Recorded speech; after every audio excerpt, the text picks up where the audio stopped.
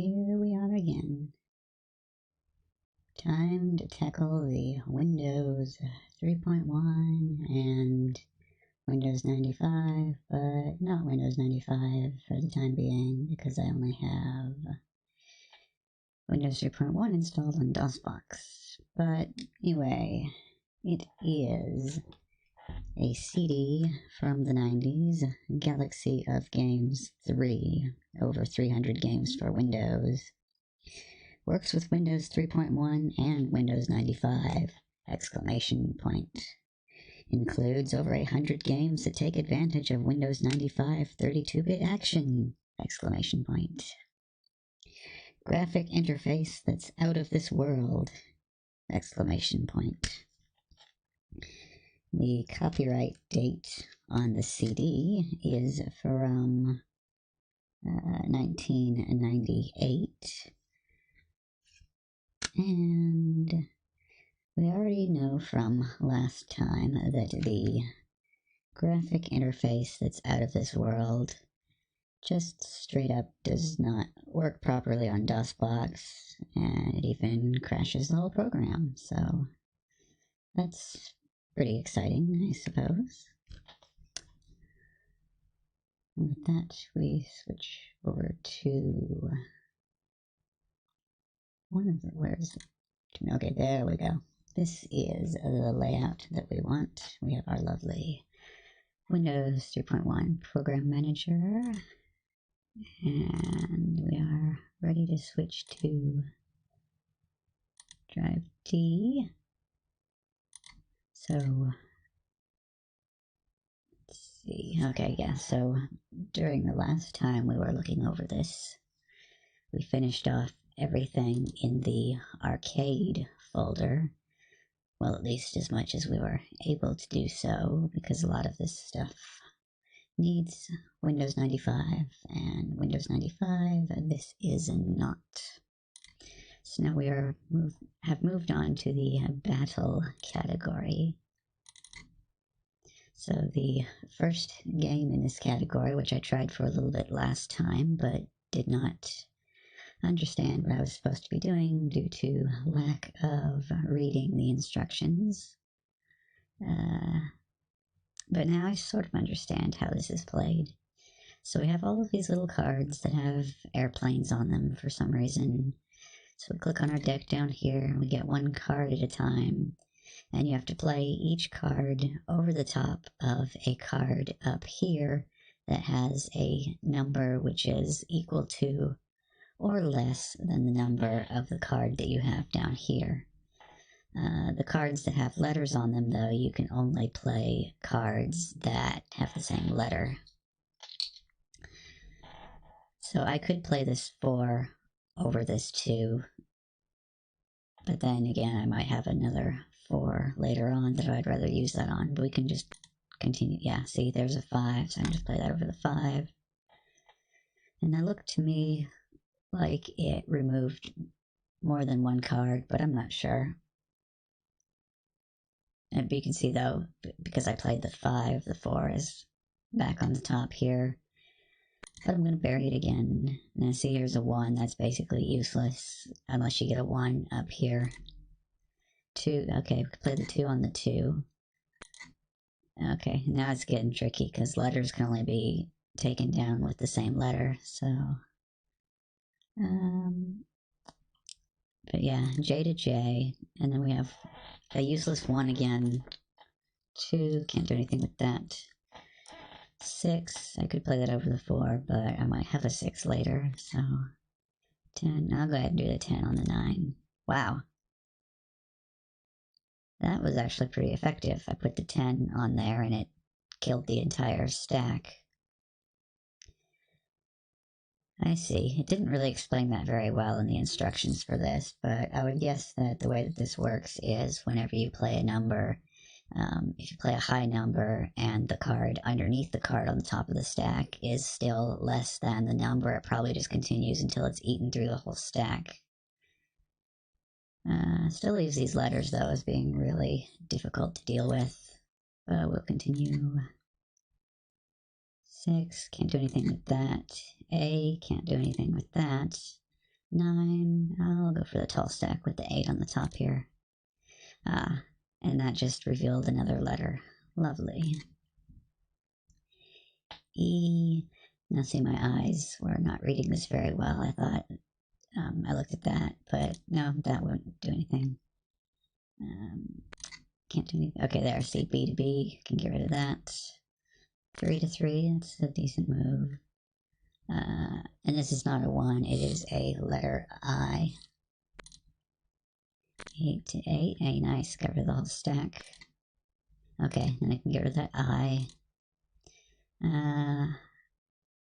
Go ahead and do the 9 on the 7. Tricky situation here. All the wrong letters. Okay, C to a C, get rid of that one. F, I can't do anything with that. D over D, that works. 10, I'll put that on the 9. Of course I had another letter to mess it up. Useless 1, useless 4, 7 to 7, useless 3, G, got rid of that. Can't do anything with that. Okay, I'll get rid of that. And that looks like that's it. I'm not going to have any of these letters in this stack, am I? Okay, got that one. Okay, and that is it. That is the end of the game. I didn't clear the whole board off. But I got 135 points. So now we look at order form. So we can see that this lovely little piece of software back in the day would have cost $15 to register. I mean, I probably would have paid like $1 for this in the App Store if it was like a cell phone version, maybe. Probably not, though. I probably would just stick with the free version that has ads. Looks like the same person, I guess, also has software called Screenplay, Pendulous, Screen Show, Hogs. Get Rubber Room for free, apparently, if you buy anything else. Execute IT, excuse me, Toons Saver, and World War I Air Fighters, which was the one we just looked at right here.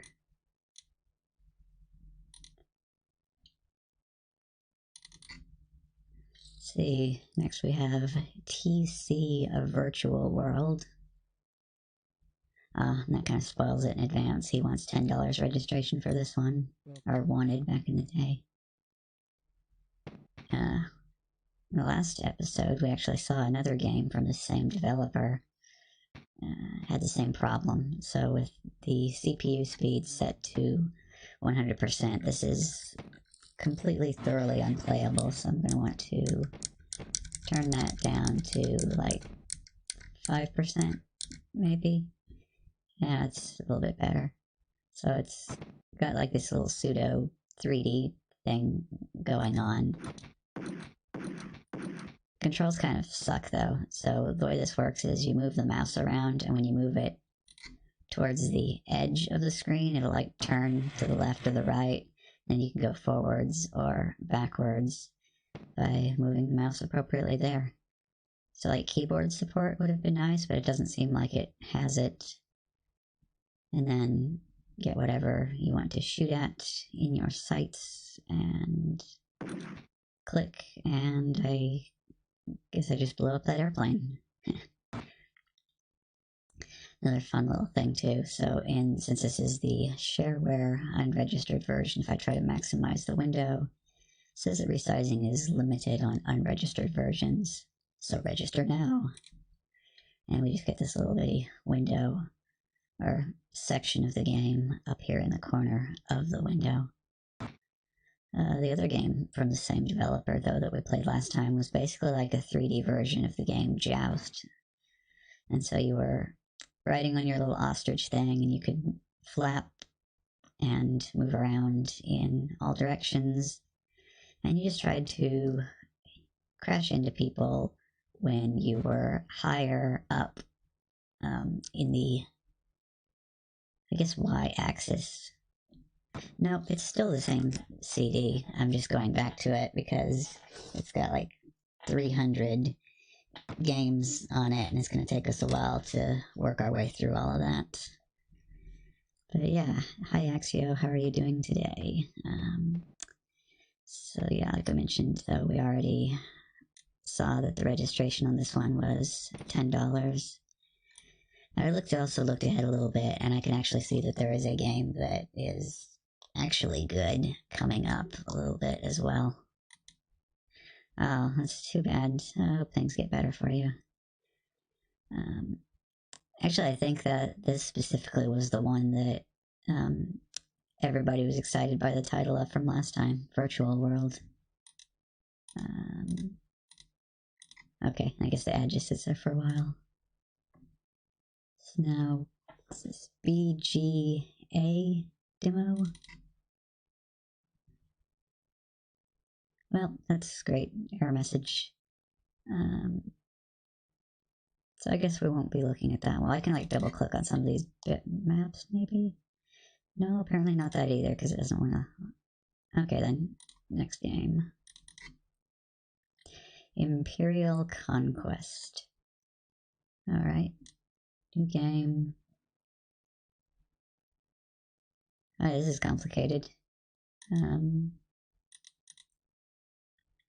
Let's see who. I'll just go with Rome. Leader's name. Yeah, I need to. Well, actually, let me see here. Oh, I can't minimize until I deal with this. Okay.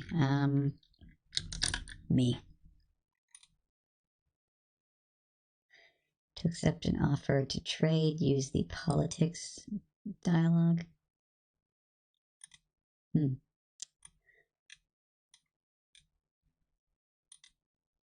Okay, this is probably a bit too complicated for me to get into without reading. Let's see what we have. Introduction. Based in ancient Mediterranean starting in 270 BC. 16 nations to be led by human or computer players. Yeah, so this is going to be like quite a complicated little strategy game then, I guess. And we can, okay, so you can like jump to different areas or parts of the map quickly by using the top part of the map here. This kind of doesn't, okay, I guess it sort of does. It's like, so up here it's pixels, but down here it's very large tiles, so whenever you click, you gotta be pretty precise with your click if you want to get to a specific spot.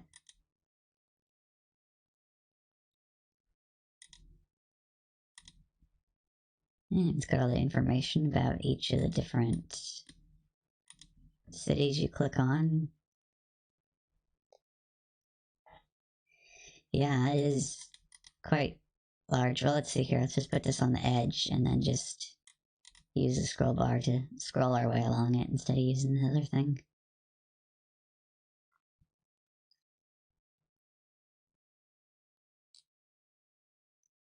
And this is just one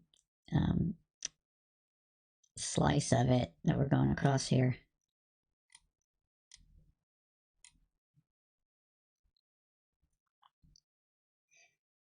Yeah, this seems like the thing that definitely has the capability of keeping you busy for quite a while.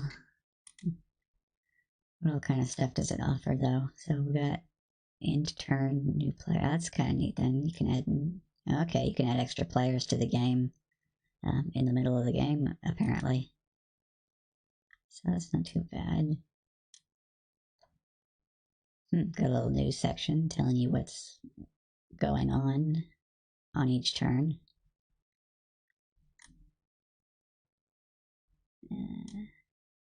Okay, and then information about all the different nations. Yeah, this has got quite a lot going on for it. All these different actions that we can do. I would probably have to read the help file through and learn how to play this, but yeah, this actually looks like it's got quite a lot to it. Wait, oh. Are you sure you want to close this? And then I guess in the help file it would have...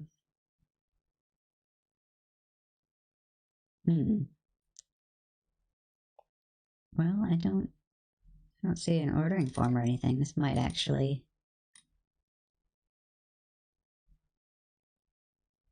Yeah, I guess this is actually a full game that's not asking for any money.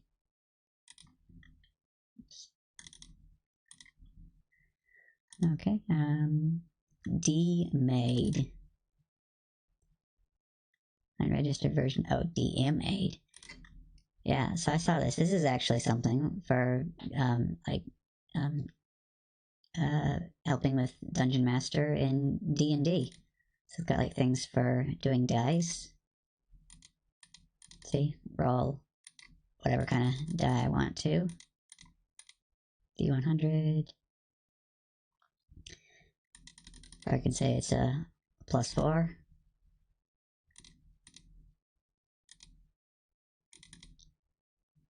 It's like 1d2 +2. Looks like it resets. Yeah, okay, auto reset. Or -2. That's kind of neat. And of course it can't write to the file because it's running off the CD, but at least it doesn't crash it out entirely, so that's a plus. Got a whole NPC generator. Just hit the button and it rolls everything for you. Wonder which version this would have been, though. If it was like first edition, second edition, or what.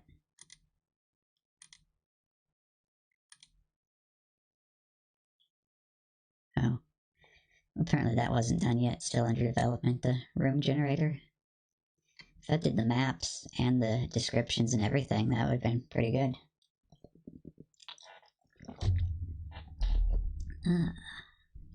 This rest of the stuff is, yeah, no reference either. Utilities, nothing on there except the setup. But yeah, they got a combat page that you can keep all the hit points and everything for all of your monsters, keep track of them. So, I can like, okay, well, it only allows 3 if you use this. If I can click on that and it can roll hit points for all 3 monsters all at once. So this would have been a handy thing to have. I guess you would have just had like a laptop at the table with everybody. Dice. PC Gen. So this is like all the same buttons just up here and without text on them. Yeah. Well, I mean, this is a weird interface anyway, but I don't know why you would have your buttons up here and then also have your buttons down here, but with the labels next to the icons so you can tell what they're actually supposed to do. This actually would kind of be nice, though, actually having the clock down here, because, you know, Windows 3.1, you don't have a clock on the taskbar, so having it in the program would have been useful. Close. Yep. Dog War 10.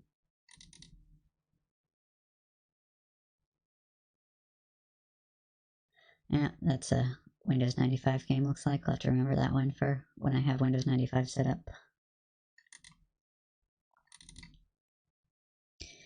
And this one is just called Mother. Well, Mother 95, that would give me a hint that didn't work. Okay, here's one. So we have the Windows 95 version of this, and we have the Windows 3.1 version of this. And this is a game that I actually spent quite a bit of time on. Slay. So I'll just leave this at default here. But basically, though, you have all these different territories color-coded by which player owns each one. Put a bit more CPU back into this. Okay. So each territory, you'll have like this little fort here, and you can click on that to get access to spawn in units and such. So we just go and like that. If they have a flag over the top of the fort, then that means that that territory has enough money to buy another unit. In this game, it has a different name, but there is a version of this for phones, and that was actually pretty good. Had some scenarios to it as well.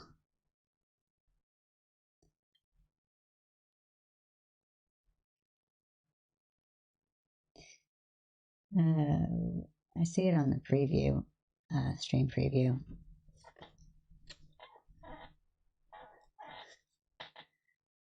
Open this up on phone real quick, I guess. Or actually, no, I can just flip over to the I'll tab out of that, and then I have Stream Manager. Yeah, okay, yeah, this is okay. Yeah, this is what it looks like then.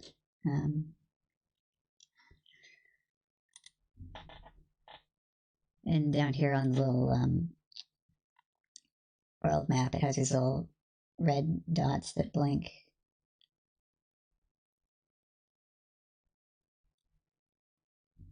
Ah, yeah. Well, I had issues with it even before. Like, anytime I'd open up a stream, if it played an ad first before the stream started, then the audio would be all choppy. Be like, you know, it'd sound like that. And I'd have to, like, refresh the stream until it didn't play an ad before the stream started. So I don't know. For some reason, they just don't seem to be able to get that part working properly.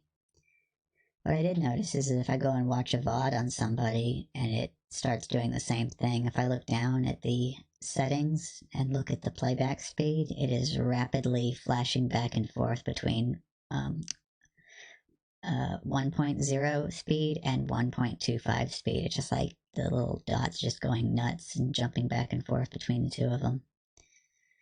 So I wonder if it's doing something like that on the live stream. No way of knowing though. I tried looking at it in the debugger in Firefox, and their JavaScript code is like completely and totally messed over from I guess the minification and all that, so it's kind of impossible to tell anything from that. But anyway, yeah, slay. So on each turn, you get money in each of your territories for however many consecutive tiles there are in that territory. All of your units, there's a certain amount that they have to be paid in wages each round, so you don't want to upgrade too high if you don't have the money to support it, because everybody will turn into tombstones on the next round if you don't have enough money to cover it. Let's see, so that's everything placed for the first turn, so we'll end the turn, and the computer will make all of its moves. So these regular little guys, they can capture additional squares off of the enemy territory. What they cannot do, though, is if there is a standard unit on the square, it won't let you move them onto that square. You have to upgrade to the next higher unit, so that way when you place it on them, it will kill them. So I could go ahead and do that here. So this guy's upgraded now, so I can just boop, kill that guy. And the fort here, because it only has a single tile now, it destroys the fort and changes it with this little tree, which you can then capture with the regular unit. So the regular units, if you try to place them on the forts, it won't allow it. You have to upgrade them at least to the little guy with the stick and the shield. And then these bigger castle type turret tower things, you have to upgrade to at least the little red guy with the helmet on in order to tear those down. And on every turn, these trees will continue to spread further and further out, and any tile that has the little trees on them, they don't generate money, so you gotta try to clear those out as soon as possible.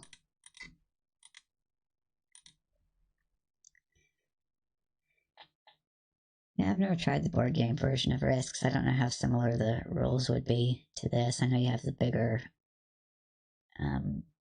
countries and continents and things on the Risk board.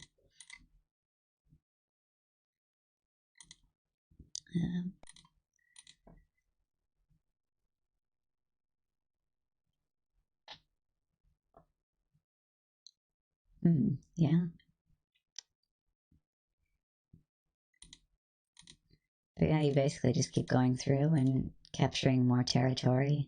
Whenever you successfully manage to join together two of your territories into a single continuous section, then it immediately combines the funds for both of them.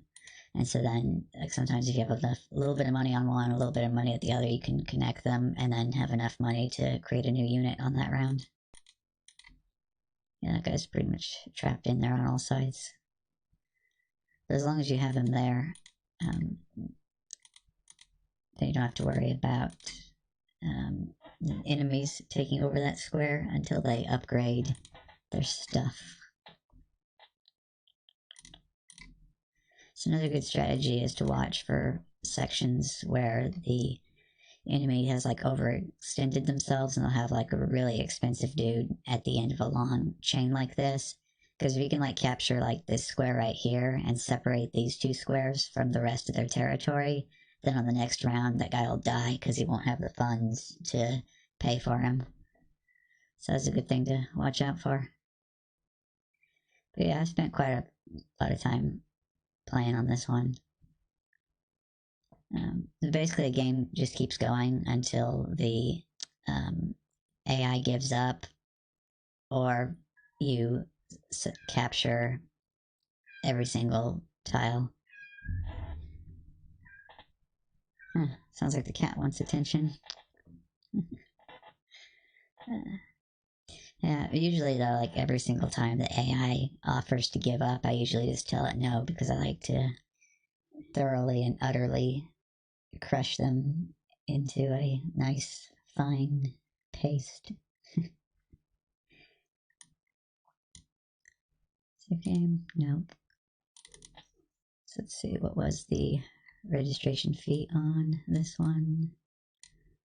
I actually got the full version of this game off of a CD that had only like 6 games on it instead of 300 like this one. Yes, orders. Okay, so this game was $30 for registration, which I think is pretty good. Maybe a little bit more animation would be nice, but I mean, it gets the job done and it doesn't look terrible, so I think that's a good one. Oh boy, this one has 3 different EXEs. We got combat.exe, combat16.exe, and combats.exe. Yeah, very descriptive. Some of these is probably going to be like yeah, that one's just kind of flashes the screen a little bit, so that one must be the Windows 95 version. But this one also does nothing. Alright, how about the last one? Cannot find file. Well, okay then. Might need to try running the other one in the Windows 95 when we get around to that.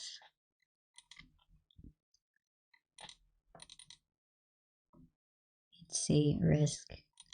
Oh, is this SDF, QER, and CXSR.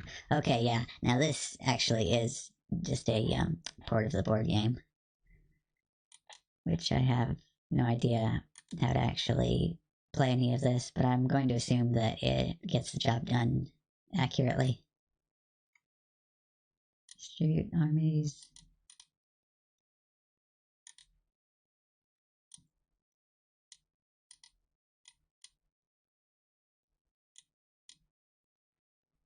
Okay, well, the interface seems a bit wonky. You can't just like drag and drop stuff, but yeah.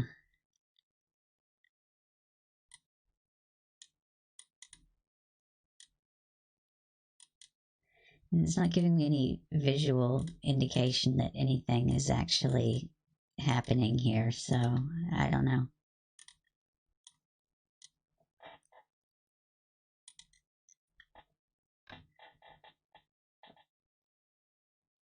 License registration form. Okay, then let's see it.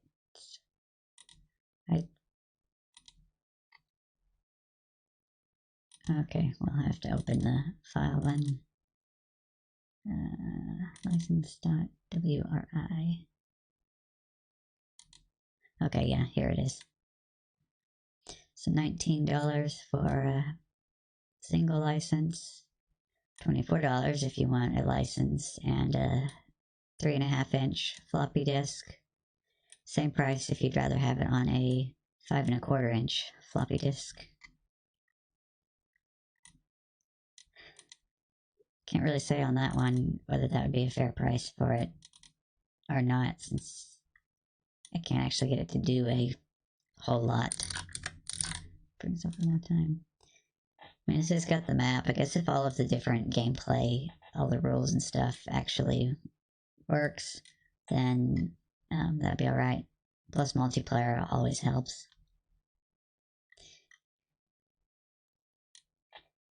Okay, I guess that's always a possibility. It could just be that it just has this screen and it actually doesn't do anything at all. Let's just try this. Tell it all the way down to the bottom. Okay, I see. So it just has a number here indicating how many armies you have on that.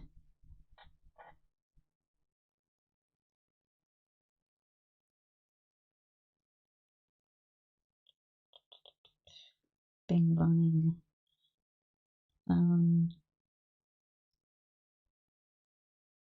Okay. Yeah, close that up then. Anyway, yeah, so that's what that number means. And the little top bit. Okay, so the top bit is the code that tells you which territory it is. So you can look on the map here and see, like, this is 5G. Then we can look at 5G in the list here. And okay, so 5G is just labeled China. Alright, I guess just this little section right here is China then, I guess. Yep, 6 armies on that one. Oh wait, okay. Ah, okay, so in view we can actually just change it to this and we can see the actual names of everywhere. Which, especially over here, white text on cyan background is not the best thing in the world for readability. Nor is the white text on the lime background up here. Options, color. Okay, so color is unchecked. What does it look like if we check color? Oh, it's not a checkbox. Okay. Alright, but that changed the text color too.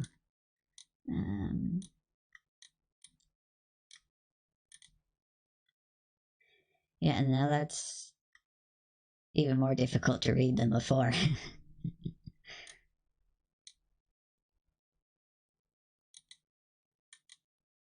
Okay, that one's...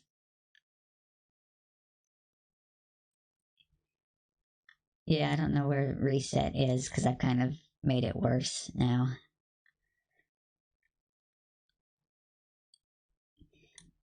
Yeah, it's only matters when you're doing the, this, because you'd kind of like to know where you're putting it. So is this... Yeah, so they have it arranged by the code, so if we just have that on codes... Whoop. Oh, you can't close this, you have to actually click on cancel. Okay. So does it only change that one, or how do I guess it only lets you change the color of whichever territory it is that is the currently active player. And plain, okay, then plain just has them completely unlabeled. Okay, this actually is much better. If you just click on these, then it opens up with the territory already selected, and then you can change how many armies you want to place there. So yeah, it seems to be functional.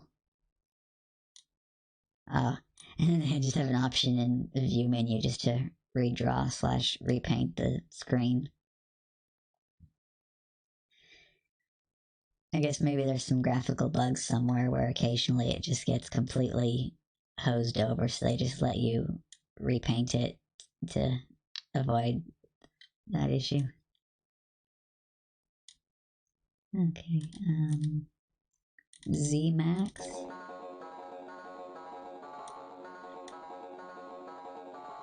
Satellites, Heater, Shadow, Saucer, Stalker, and then you are ZMax. Okay then, so let's switch over here then, bring the quieter keyboard down. Pick this on up and bring this over here.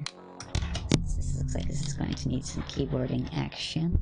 Whoops, bumping into stuff. Okay, so enter to set options, F1 for help, escape to exit. Well, I just want to start a game. I guess enter.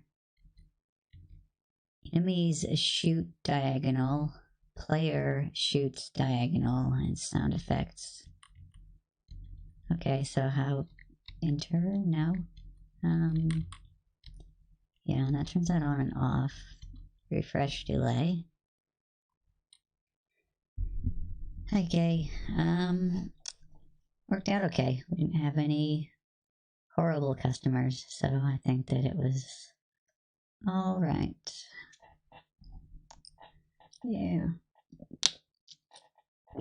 Ended up talking for quite a bit with a guy too that was interested in getting into streaming himself, so I was telling him about the stuff that I was doing.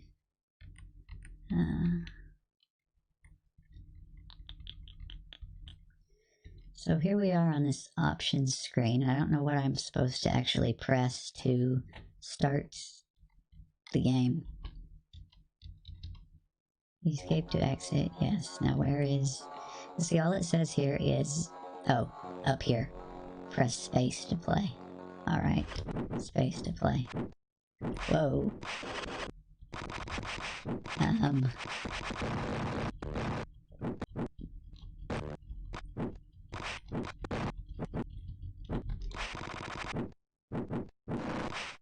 Yeah, I don't...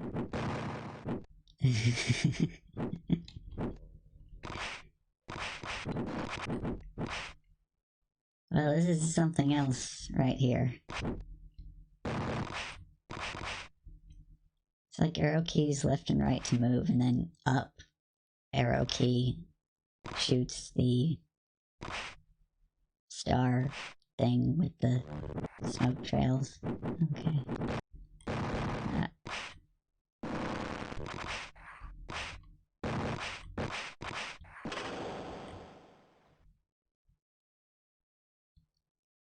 The shareware version of ZMax will not play past level 2, sorry.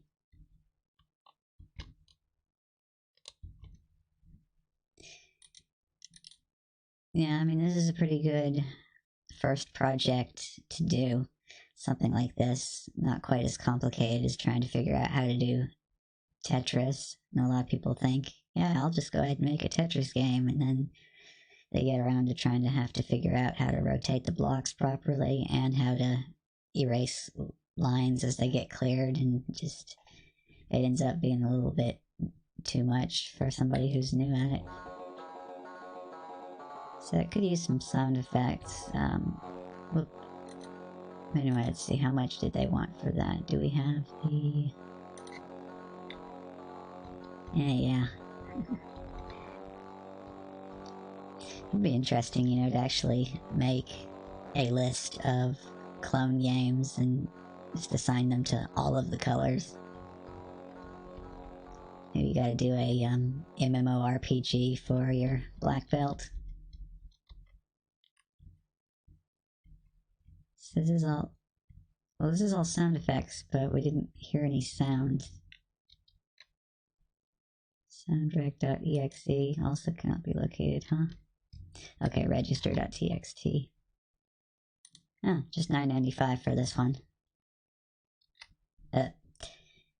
ZMAX kicks butt. Gimme. Yeah, so I guess you just print this off and stick it in an envelope with the money. Yeah, another one from New York.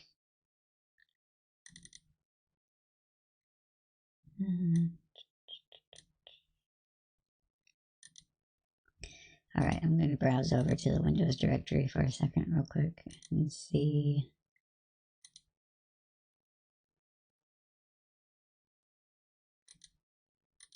So yeah, it looks like a lot of my stuff actually is missing. I don't see the soundtrack, and that was Paintbrush that we were looking for earlier and didn't find.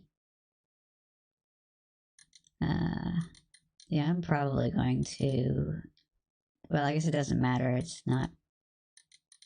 I mean, I could actually go over and it's just regular bitmap and WAV files. I could play it um,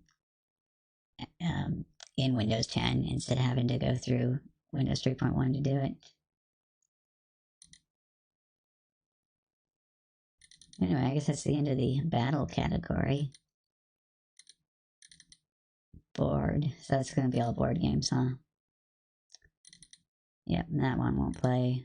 Needs Windows 95. Actually, there was one of these that I checked out, and it ran, well, not only did it run perfectly on Windows 10, but when I maximized it, it actually had decent graphical quality. I'm like, okay, how in 1996 or whatever could you have possibly anticipated that somebody would have a high enough resolution that you'd want to make your graphics look good on that resolution?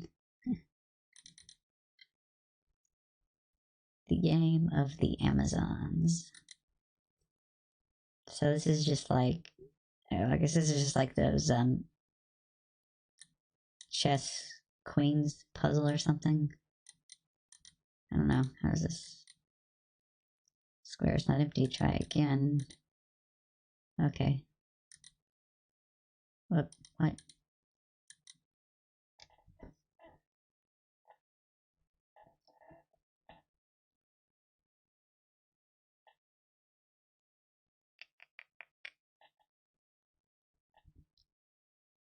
Okay, well.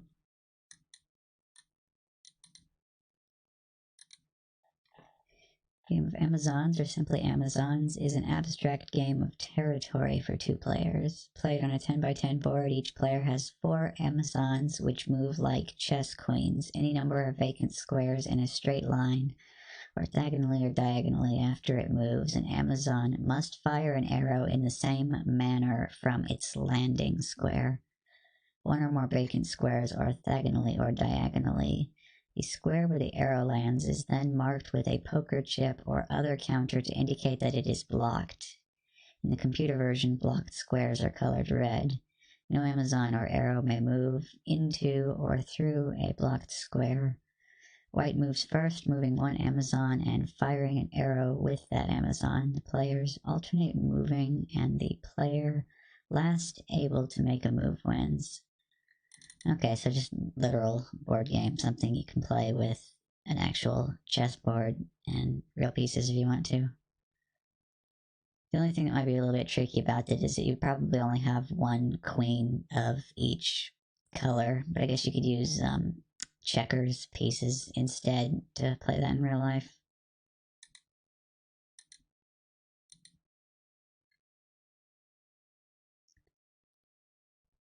And it takes a while to think because I have it down to 20% cycle speed.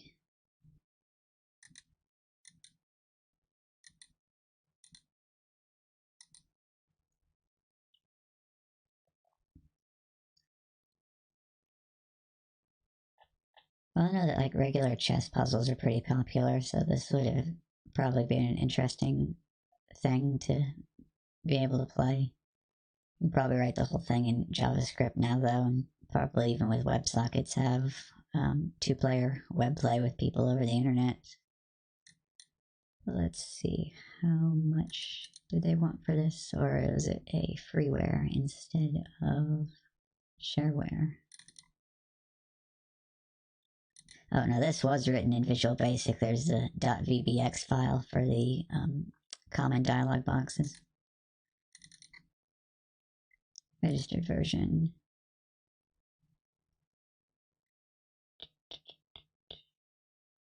Okay, $12. So I mean, I guess if some of those other games were $30, then $12 for this seems to be relatively pretty good. Ambush. Okay, now this one looks complicated and it has weird little different shaped pieces with numbers on them.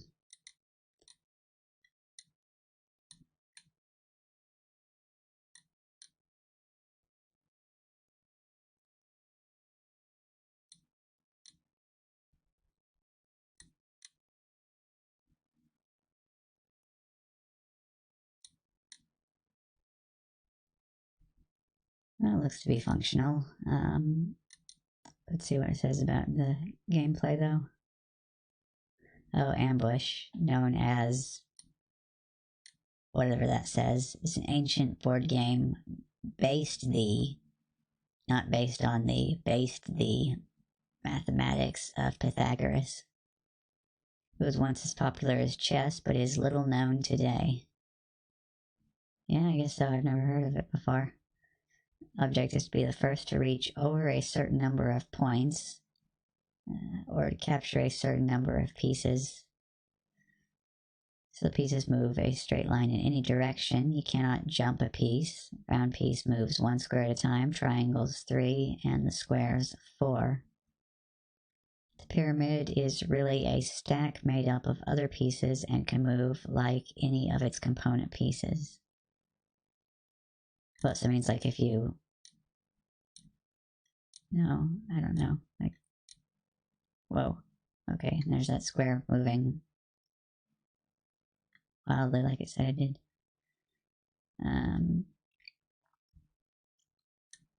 So I don't know what it means about a pyramid then. I didn't see anything like that.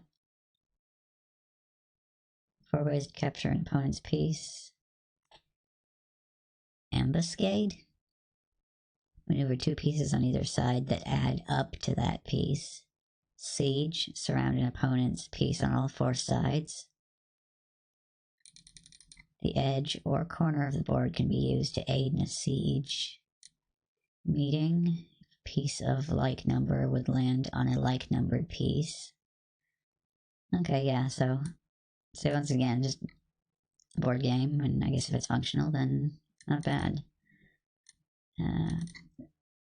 Bit thin on the graphical side of things, though, but again, it's easy to read, and the colors...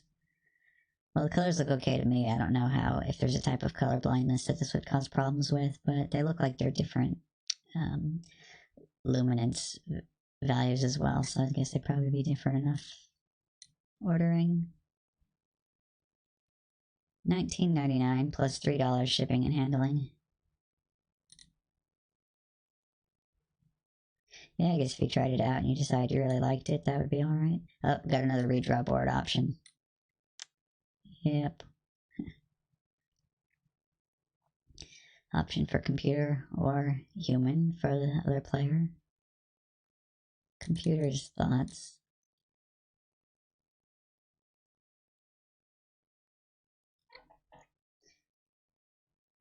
I'm not sure what it means by that because it just says thinking question mark exclamation point down here in the bottom.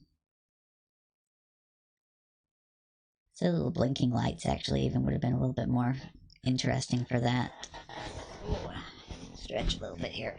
Okay.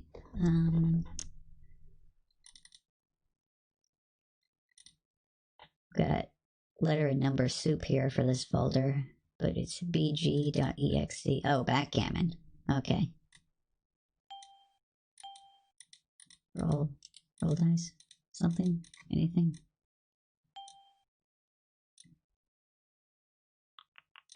New game. Yes.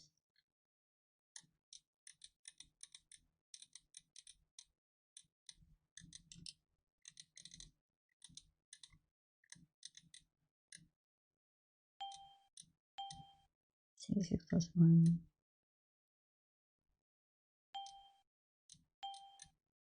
I don't remember a single thing about how to actually play backgammon.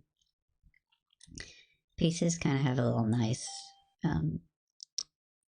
double circle kind of thing going on to make it look like they have a bit of depth instead of just being flat circles. If I could figure out how to move anything, that would be nice, but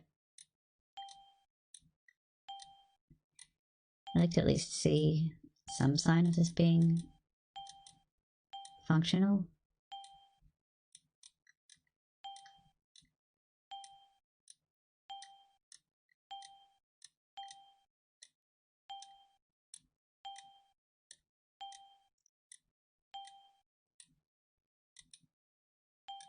Well, I tried dropping that on just about every single one of these, and it doesn't seem to actually be doing anything.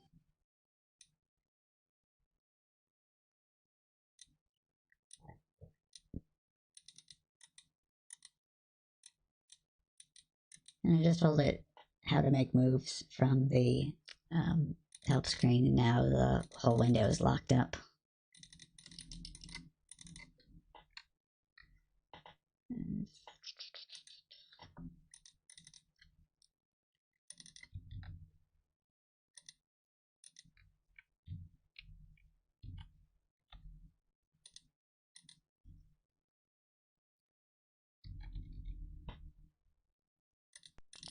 Well, it looks like that just hosed it up entirely.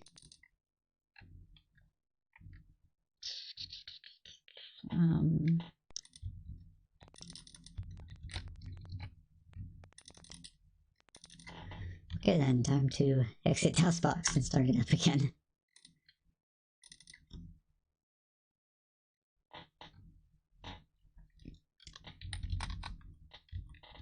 Mount D.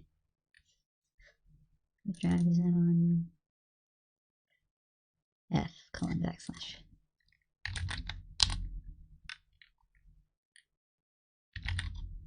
C. Okay. Okay, well that's one restart of DOSBox so far tonight. Okay, maybe back down to backgammon.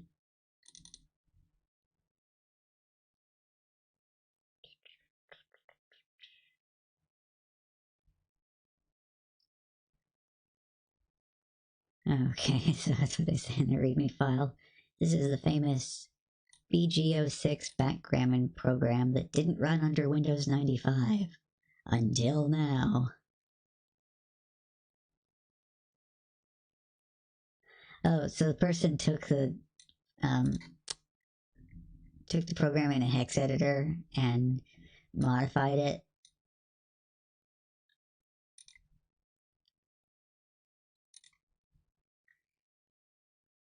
Well, that's kind of an odd thing to be including on this CD.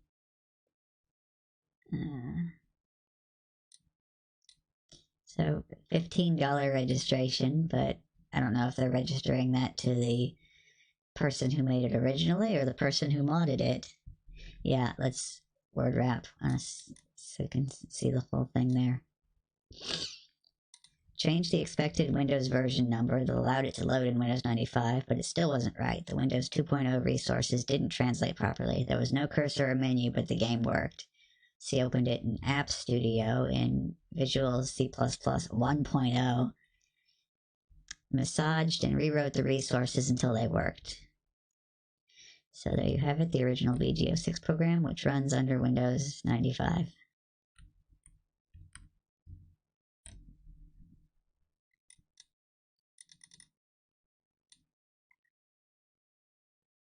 Yeah.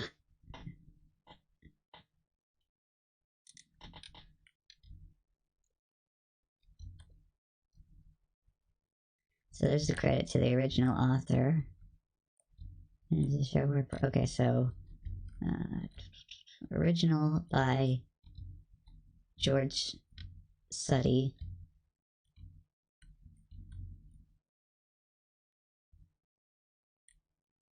So I don't know. I can't tell from this whether he's whether you're registering it to the original author or if you're giving money to the person who modified it.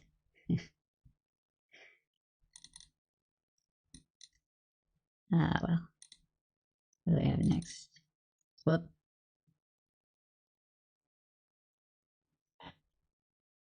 Okay.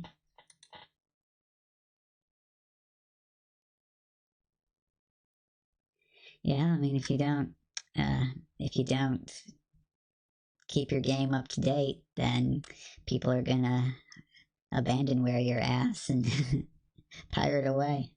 They want to play it badly enough. So we got Leslie Soft Windboard game. Um,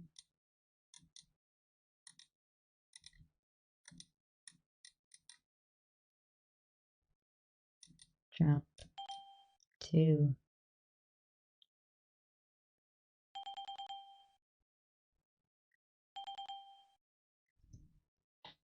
So the layout of this kind of reminds me of like the old Pop-O-Matic Trouble.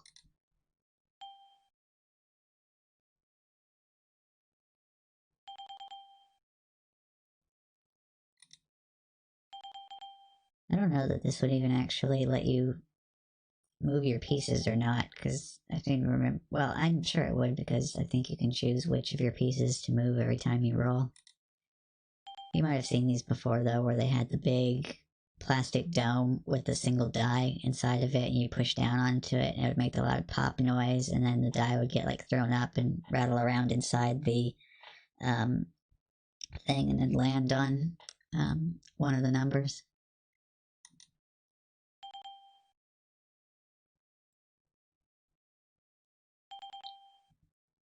So far, though, it doesn't look like I can do anything other than actually click on this drop button and then something happens. I can see the pieces kind of moving around here a little bit.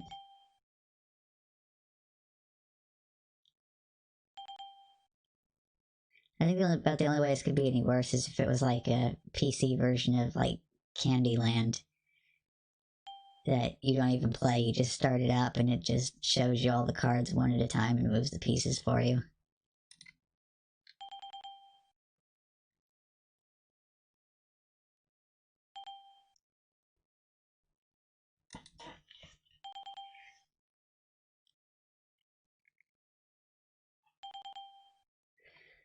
Okay, so we do have sound. I thought we didn't have sound on anything, but I actually just had the thing um, turned down on my headset. Okay.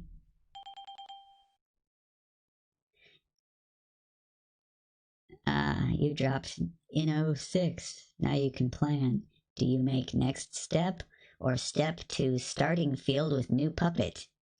If you want to make next step, push yes. If you want to start the new puppet, push no. that's that's almost English. Almost. Well, I will start the new puppet. Yeah, so it moves another one. And the hourglass does not go away. It's just like hourglass the whole time. Step by button. Oh, okay. So now you actually, after every time you roll, if you have more than one piece, you get to choose which one you want to move out.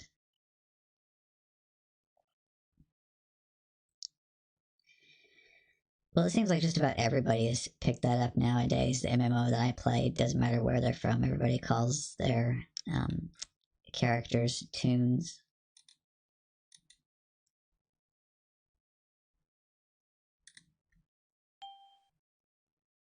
But I didn't really get into MMOs super early, so I'd say in the earlier days of it. Yeah, I mean, that's what I'm calling um, my little thing down here. It's a digital puppet.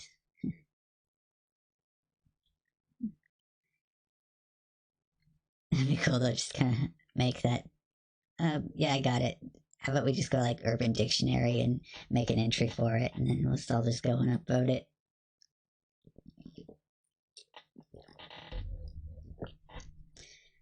Okay, but at least this is a little bit more than just pushing the button over and over again.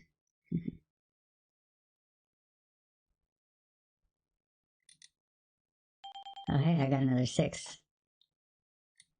Drop my third puppet. You started with new. Last step was 4 fields.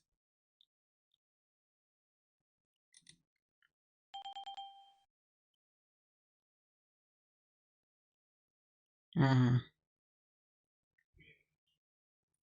don't know, I just see everybody doing OK Boomer now all the time.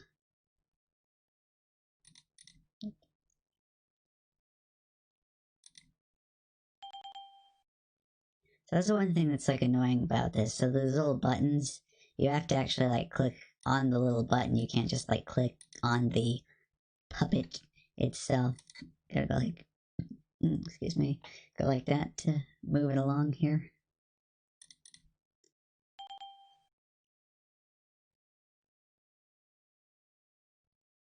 Well, this is functional at least. Let's see if we have a... Oh, actually, no, rules. Can't open help file. There's help. Was it in the same folder? No, it wasn't. Huh. So they put the exe on the CD, but they didn't put the help file. Actually, and I want to see this whole thing.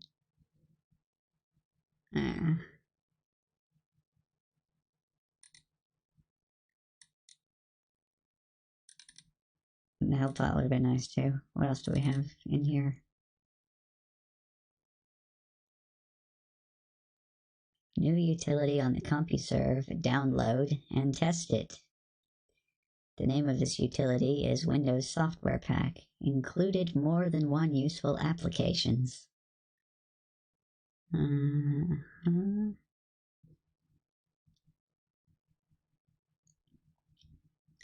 it doesn't look like any of this has anything to do with the program that's actually in the same folder as the file either, so...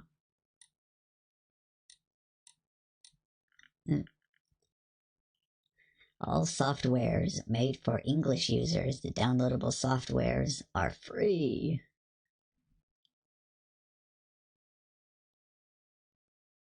Okay, so it's a Hungarian programmer.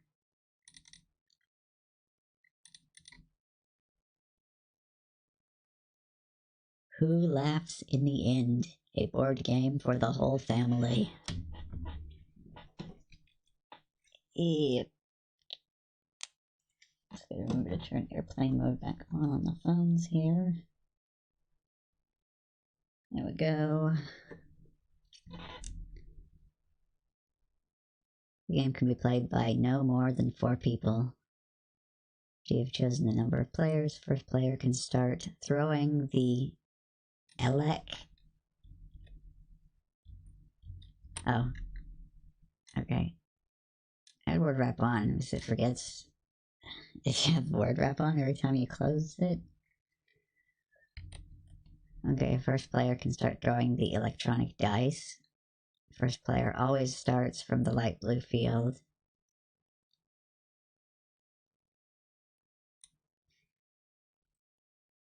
Okay, so no registration for this one, it's just free.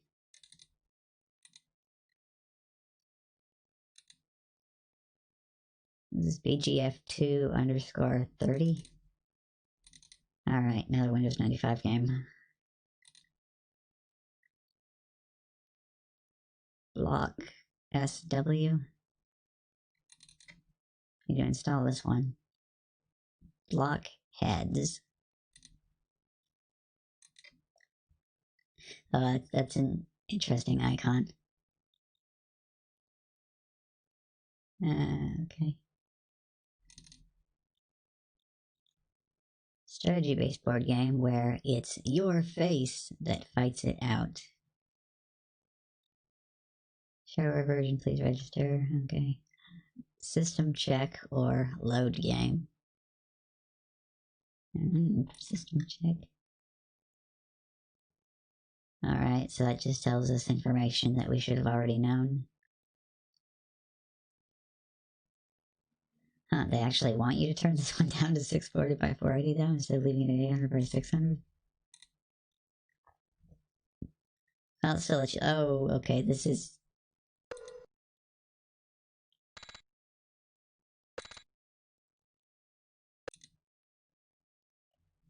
Yep, it's Othello slash Reversi.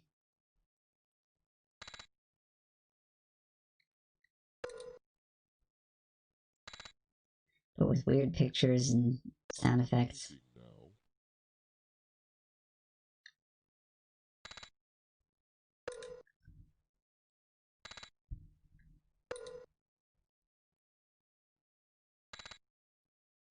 Is that the best that you can do?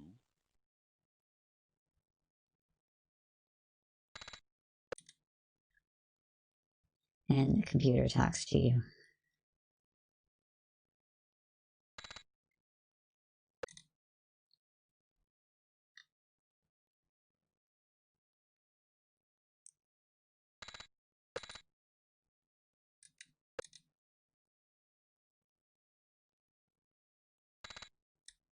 Whoop.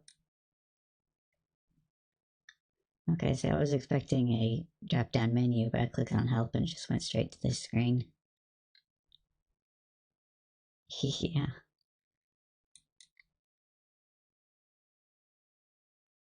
$15 plus $5 shipping. Yeah. There's that icon.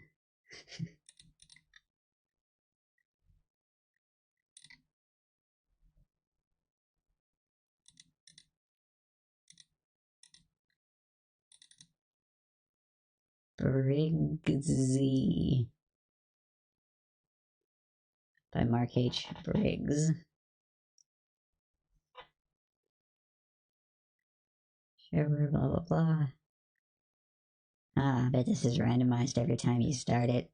One continue button, the rest of these are quit buttons.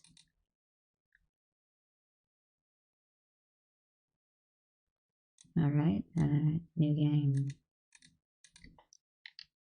1, 2, 3, 4. Okay.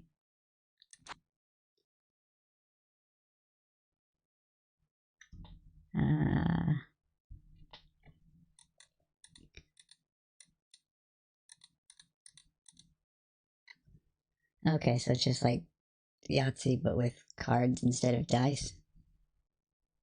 Um,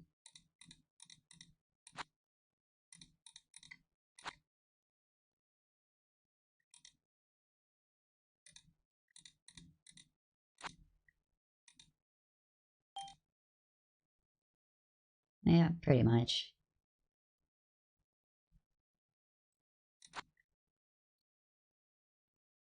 So take 2, 4, and 5. Wait, no, other way around. Redraw these ones. 2, 3, 4, 5. Ace, okay, ace, 2, 3, 4, 5. So that should be a straight. Yeah, you call it a run instead of a straight? I don't know. Never play. Yeah, scoring. Okay, yep, a run is 5 consecutive cards. So I put that in a run. Wait, what? Ace, 2, 3, 4, 5. Run. Do you wish to zero this box? Okay, so they apparently don't treat ace as a 1. Chance.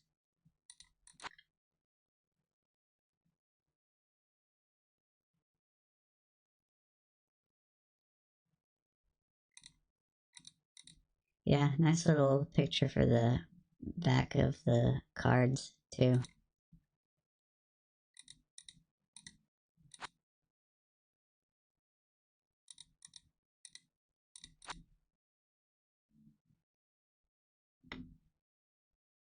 Um, okay, so it doesn't actually give you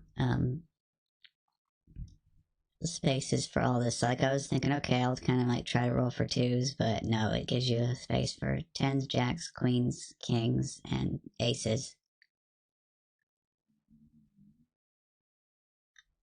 Yeah, we get the idea though. Let's check on the registration.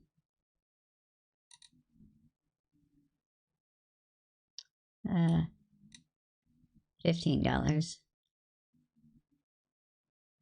Oh, and you are allowed to use it for 20 days on your trial.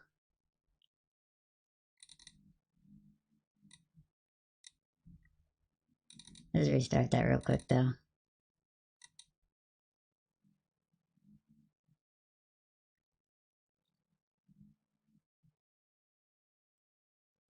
The continue button's still in the same place. Well, it doesn't have a great big day counter on it anywhere, so I guess you can keep using it on the trial forever. Just like everybody on WinZip never registering it, or WinRAR either. Yeah, another one that needs Windows 95. And that one. Did cheat mine.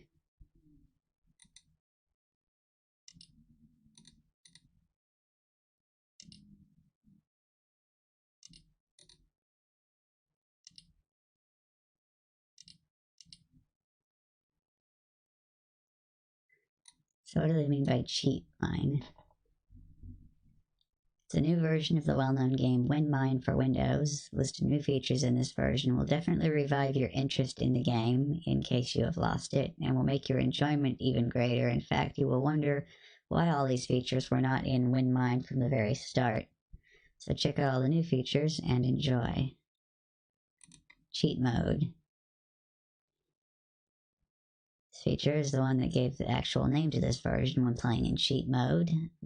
Then the game lies to you in some way. Not all of the numbers that you see on the game board will be true. You will have to prove that they are true in order to be able to open up a square safely. Well, that is kind of interesting then. You can't trust the clues. You have no idea what's going on. You have to... So I wonder if it's just one number then, or a whole bunch. I mean, I assume it would have to have at least enough that are correct in order for you to be able to use the logic on it to tell what goes where. Oh, that's nice. Click.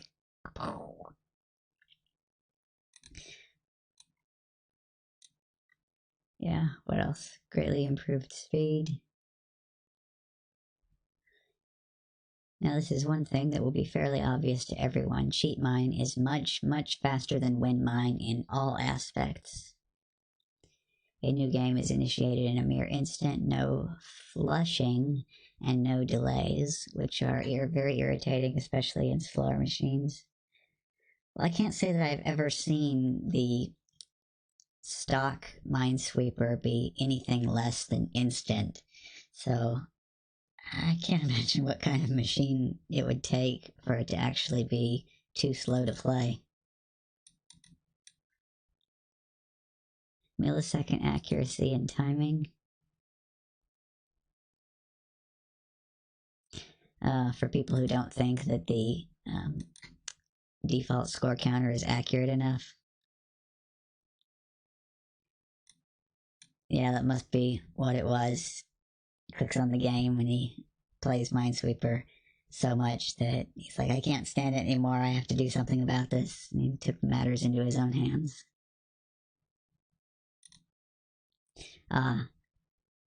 Yeah, that's right. So his version keeps the top 5 scores instead of just the top 3. Right click for new game. Yet another killer enhancement. If the game is over, you can start immediately a new one with a right click. No need to keep your fingers over the F2 function key or have to target the little face button in order to start a new game. That's another problem that I never had. Board not slippery. How many times has it happened that you are playing so fast that the mouse is not following you? How many times have you clicked on a square in order to open it up, but because your hand was moving fast, the square next to it was ultimately opened up, causing you to lose the game and end up in real frustration and anger?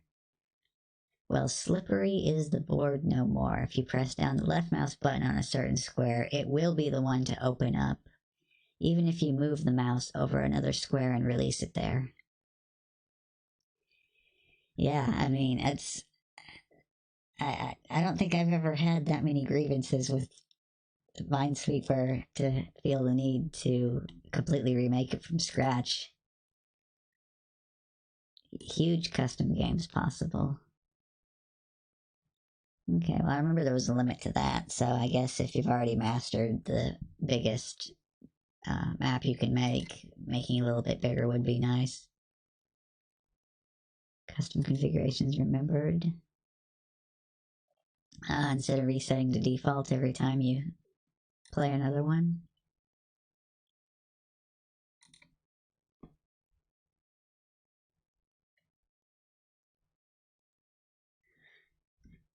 So he was a Greek developer.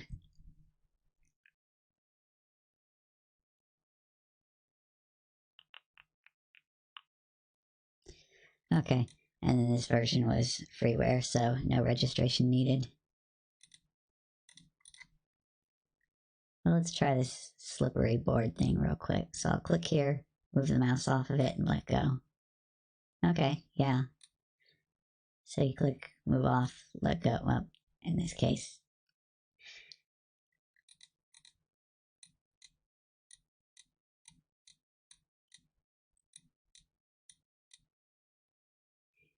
Yeah, I don't have a regular WinMine handy to compare that with. Okay, yeah, and there's his right click, restart.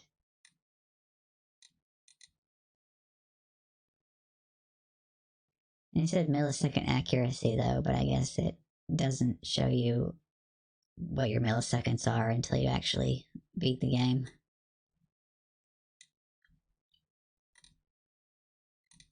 Another one we gotta install. Cafe International. Lab Windows / CVI runtime engine. Oh, and now it's installing Cafe International.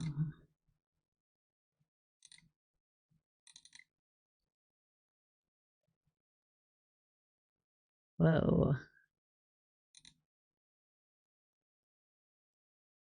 Well, this is quite a thing. Introduction. Do you like to go to a cafe? Do you like to talk to other people from other countries? Or do you prefer to talk to compatriots? Whatever you want, go with me to the Cafe International, sit on a table, or go to the bar. Take place and enjoy the game. The aim of the game is to put guest cards to the corresponding table and collect points. The player which got the most points at the end of the game wins. But don't forget, you can't sit down wherever you want. You have to observe the rules. You need luck and a little bit tactic during your play. Okay, so it's gonna be like a logic puzzle type thing then, I guess.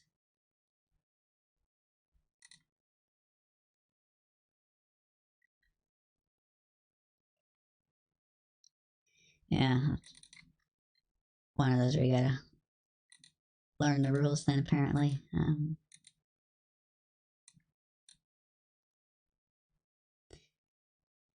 Still a message though when you do it wrong. Wrong nation. You have chosen the wrong table, which doesn't fit to your card. Try another table or change the card with the right nation. Yeah, it's one of these things where you have to learn the rules.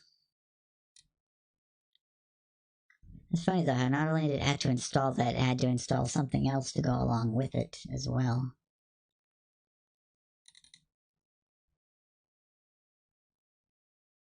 Well, let's see. I think I actually want to like abandon out of this category a little bit early. Oh, educational. Whoa. Yep. Okay, well, this game is called Time Travelers. And it's got a lot of overlap on its background text on the setup screen here.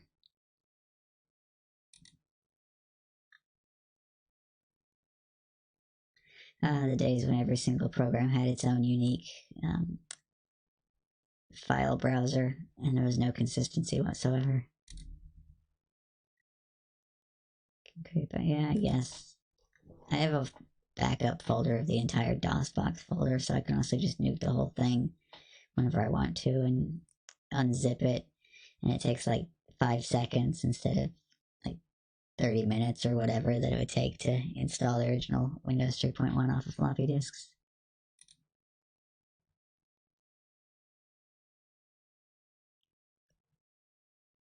Yeah, another Visual Basic game. It's got those VBX files going on.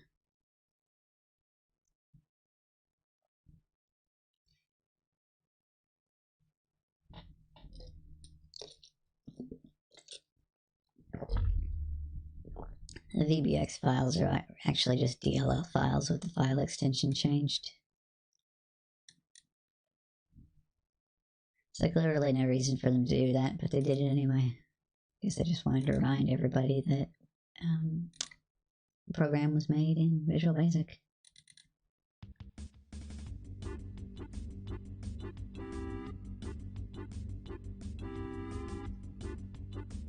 Yeah, we got weird MIDI music.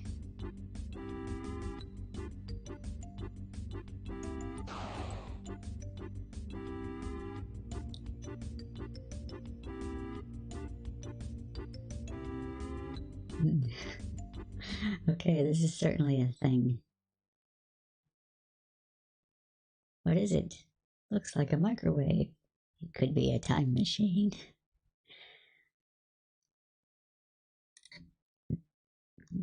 Well, there's only one way to find out.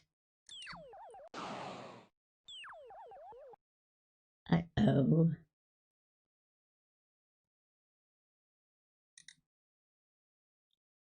My babies!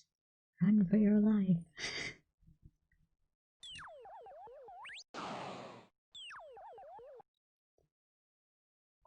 I can't even read that. That was a rough ride. I wonder where the time machine took us this time. Oh, and there's... I didn't even notice that. There's stuff you can interact with.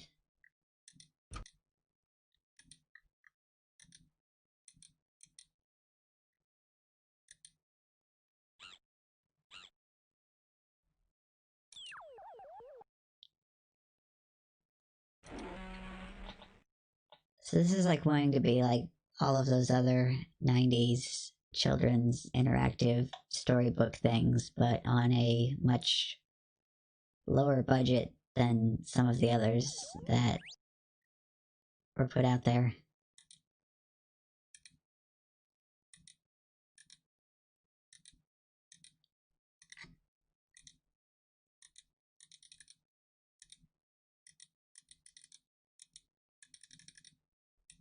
Now I've gone back to page 1 to click on all the animations and I can't go back forward again.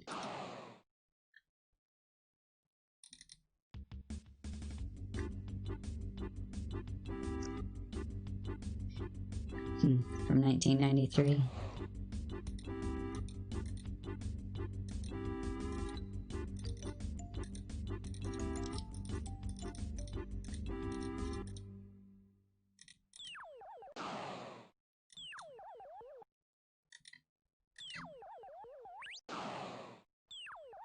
Okay, back to where we were.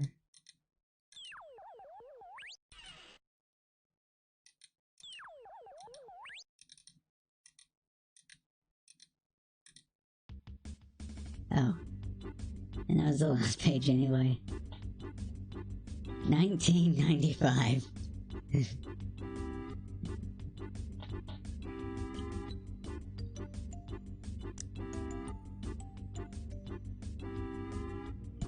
And it comes on 3.5-inch floppies.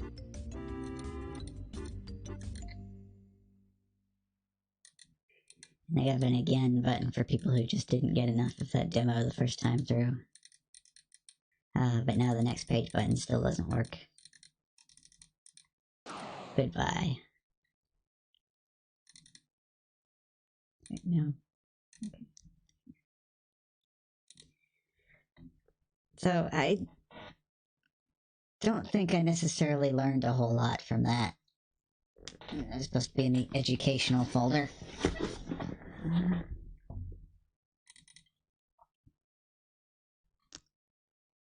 To win 088 magic color.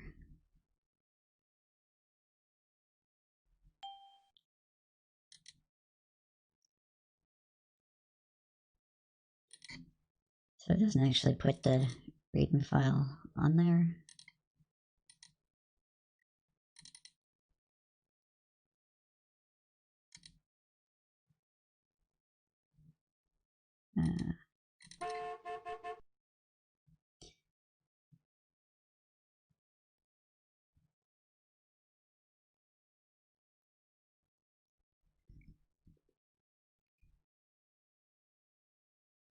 Yep, edutainment, easily mistaken. Well, it's supposed to be educational while still being entertaining, but yeah. It's kind of funny that I was watching somebody actually playing through Pajama Sam, and it had this section where it just started flashing at the bottom of the screen, gratuitous educational moment, when this character was actually talking about how geysers work.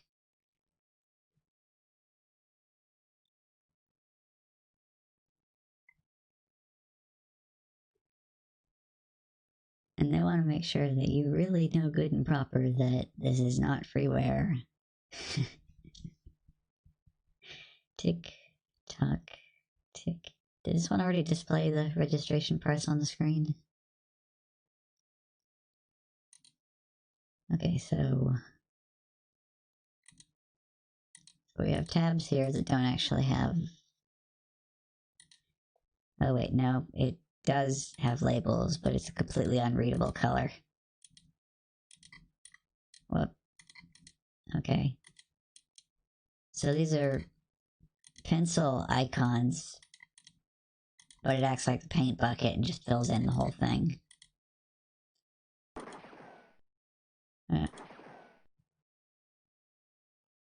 Okay, so that's your undo.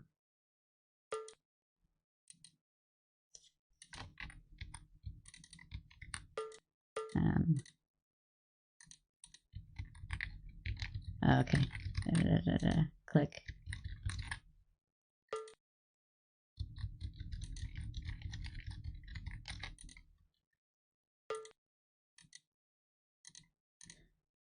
Oh, that's actually kind of an interesting tool. Place the first point, place second point, place the third point, and you actually get like this little warped perspective grid thing.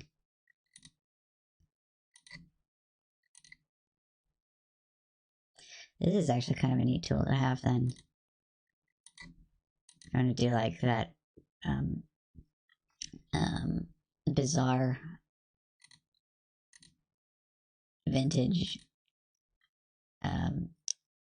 retro futuristic space thing. What's this one? Okay. I'll do this a few times so we can see that one more clearly.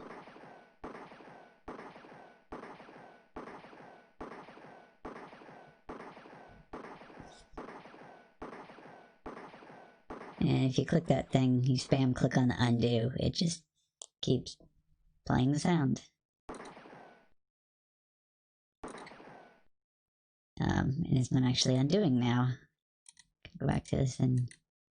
Whoop, no. But now we see that the pencil that behaves like a paint bucket actually does behave even more like a paint bucket than we previously thought. We can go on here and fill in all this stuff. Now it would be more useful if you could like specify 2 colors and have it generate these little grid things for you.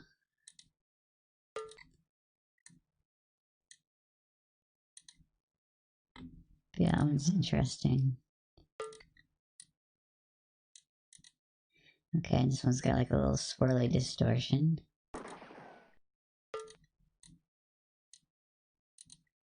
This one's got some even more wild distortion going on. What's this last one?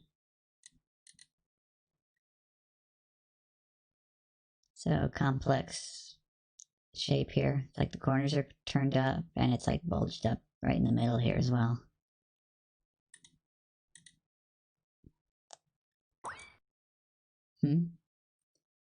Oh, close.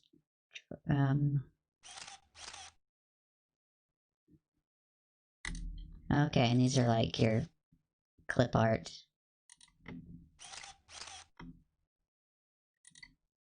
And where the erase everything button is.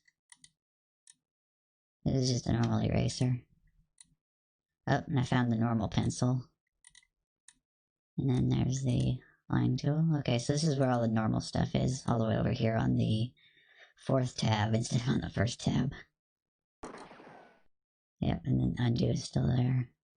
Thin line, thick line. Okay. And here's where we can turn the sound off.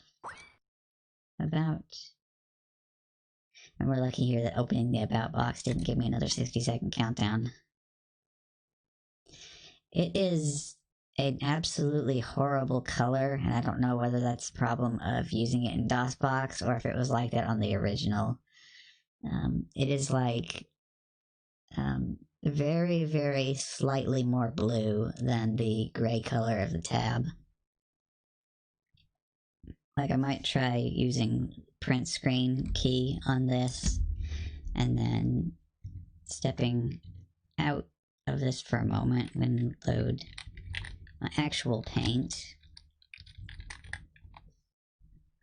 And then, let's see here, I'm going to use something like this.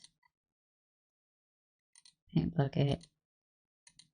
Okay, yeah, so the first tab is labeled Magic, the second tab is labeled Paint, the third tab is labeled Library, the fourth tab is labeled Draw, fifth tab is File, and oh, the last tab is 3D. Minimize this, go back to this, I'm gonna check out that 3D tab.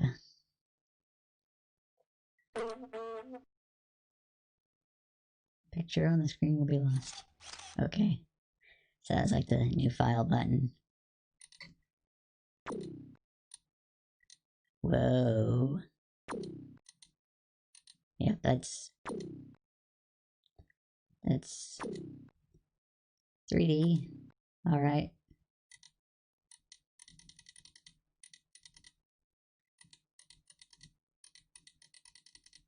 I'm not sure how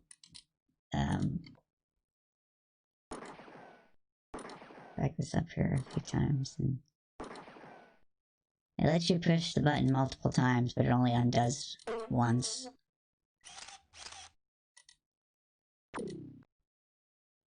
I'm upset though that there's no teapot.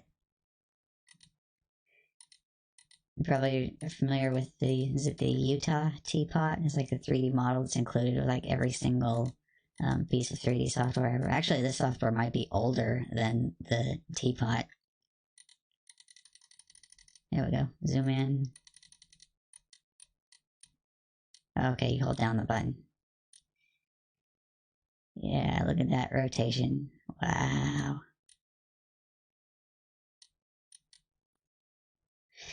And these buttons are, it's just labeled moving.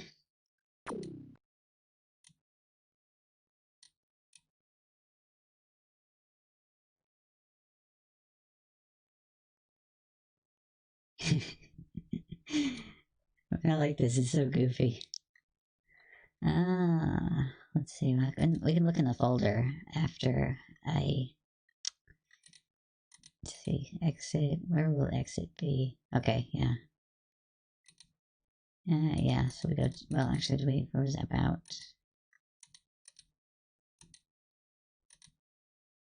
Close doors,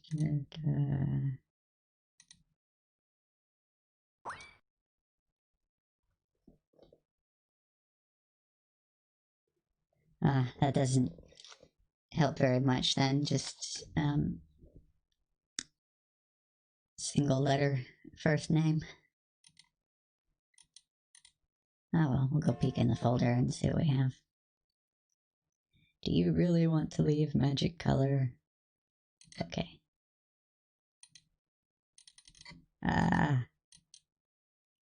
We have a 60-second trap. We want to exit the demo as well.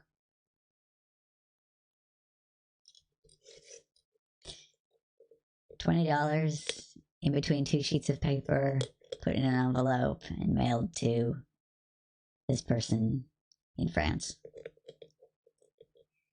Yeah, well, 120 seconds. We had to wait 60 seconds to get in. We had to wait another 60 seconds to get back out.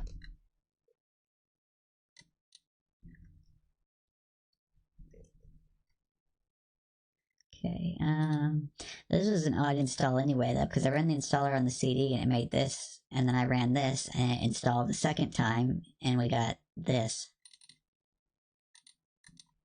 Go to C, let's see.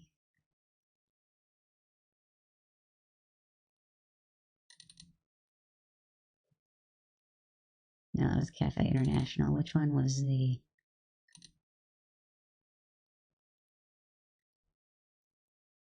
Okay. Oh, Magic. Yeah, not going to run that. We don't need to wait another 2 minutes for that.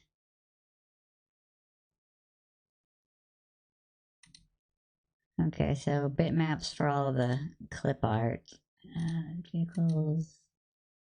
This is the sound effects.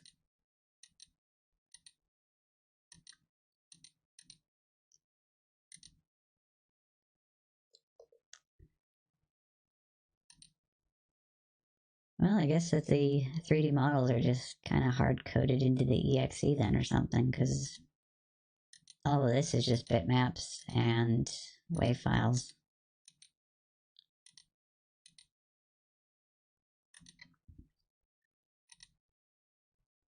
What next? Something else that needs Windows 95.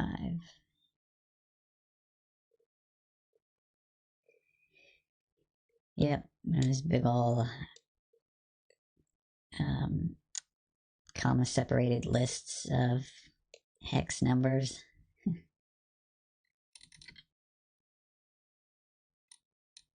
No, the installer on this doesn't like this version of Windows. Colorblind.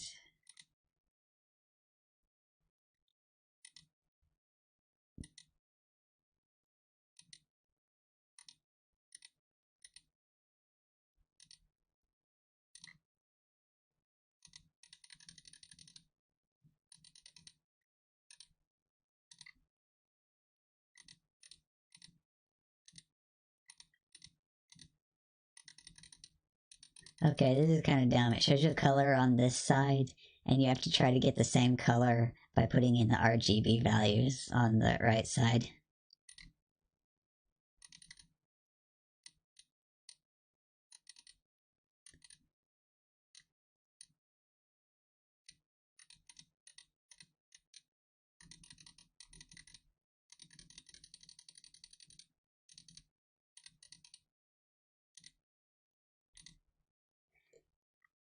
Well, I don't know how specific it wants it to be. This is kind of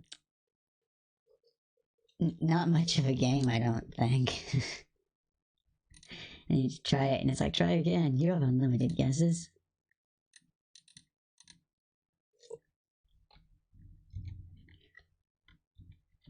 Okay, let's see here.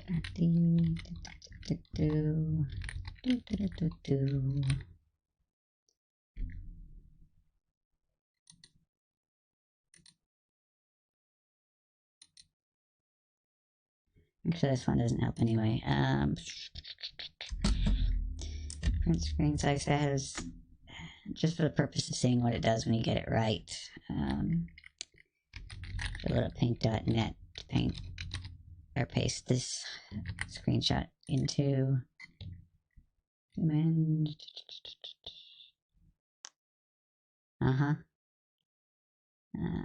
okay.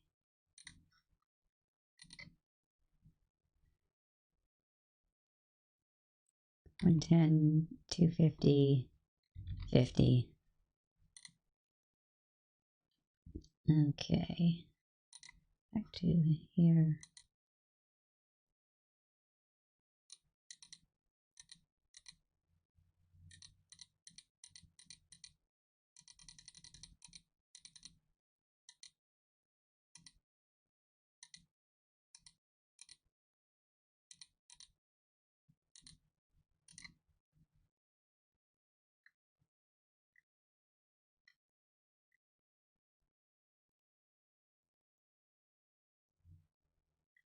Yeah, so try again, it says, but put this over into paint and paint bucket. Click, okay, yeah, so those are different.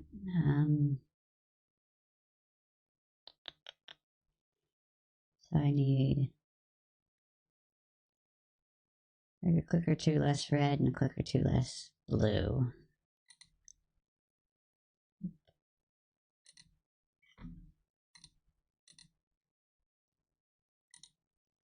Whoa. Alt tab off of anything in DOSBox. And then when you get back to it, it has like the tab key stuck down. There, click there.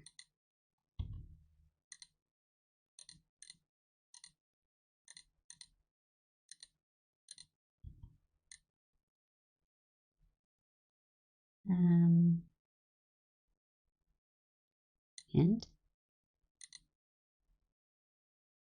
if I total of 12.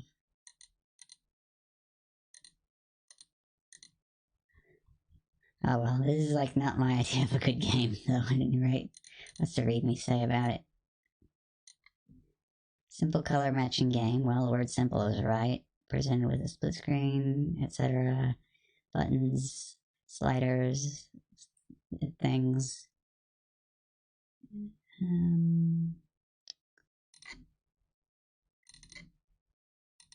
This would be a good first programming project right here.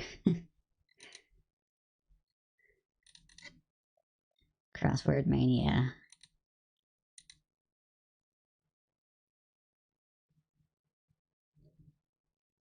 Okay, it's been installed. Do you want to add icon? Yeah. README file. Okay.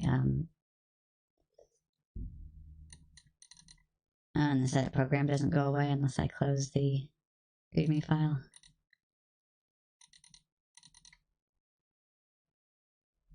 Welcome to Crossword Mania. Okay.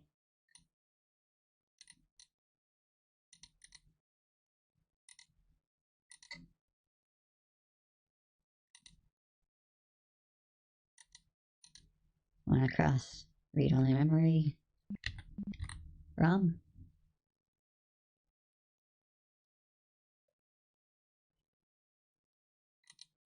To Killer Whale. Orca. Yeah, I mean, it's just a crossword with boopy noises when you put the letters in. And also the voice that talks to you when you start it up. It's not free. And he wants $24.99. I mean, you can get a book of real crossword puzzles for significantly less than that. I'd say. I think so. I've not ever gone buying actual books of crossword puzzles. Plus, I think because the New York Times on their website have a daily crossword and a daily Sudoku that you can do for free.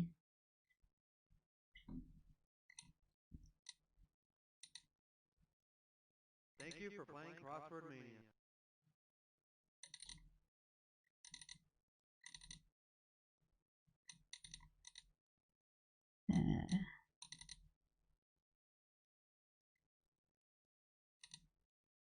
Yep, taskbar was definitely a great invention, not having to go fishing around to find the window that you have to close before the setup program will go away.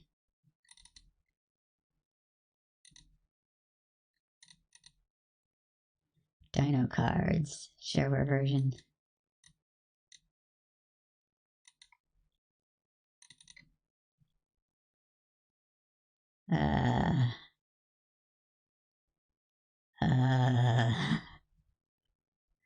Okay. Um,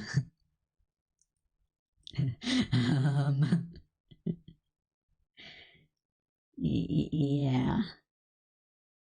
Okay,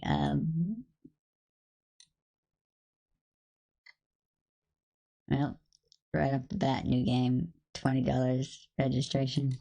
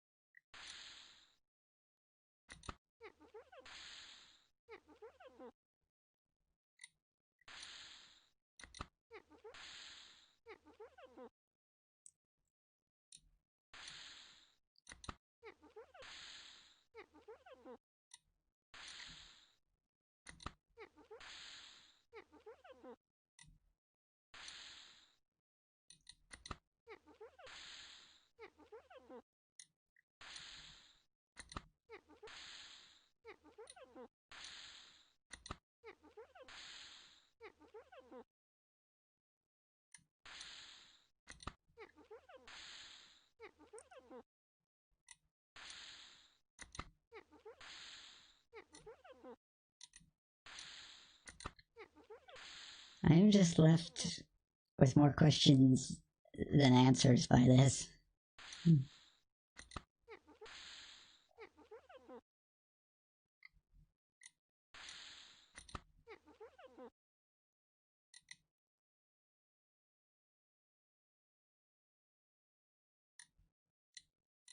Yeah, so I did what it said, but I don't understand what the end goal was.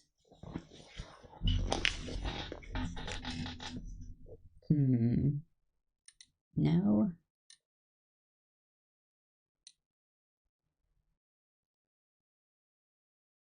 Fun, challenging collection of new card games for children ages 5 to 9.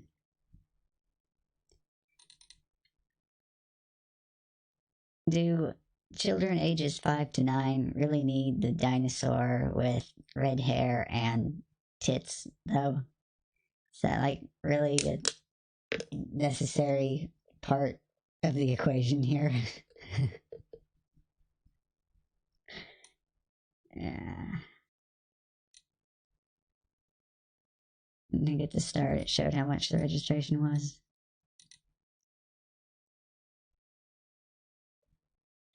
Do you really want to stop playing with Derek the dinosaur? Yes.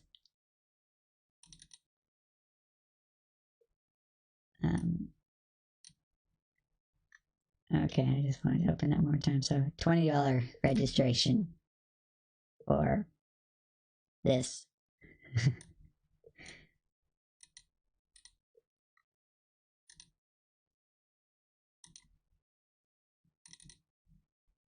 Dino Match shareware version.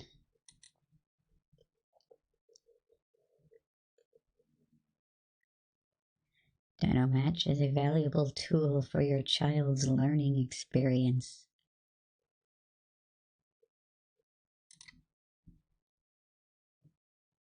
By the same developer, then it put it in the same folder in Program Manager.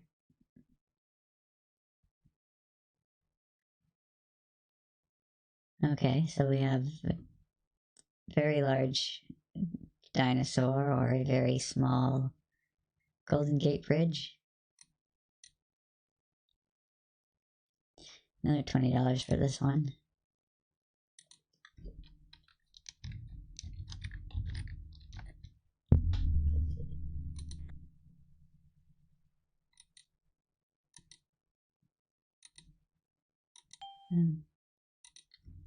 Okay.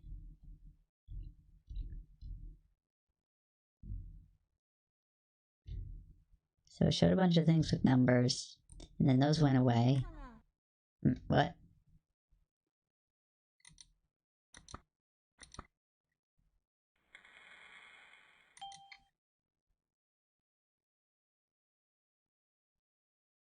Okay. In which case, was I actually supposed to touch this other thing?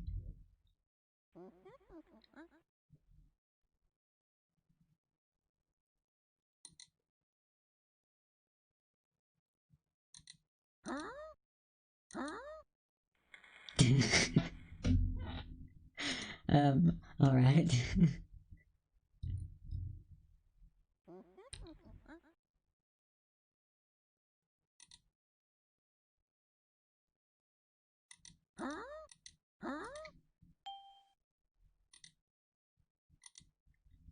That's certainly different. Oh, I wasn't looking. 3, 4.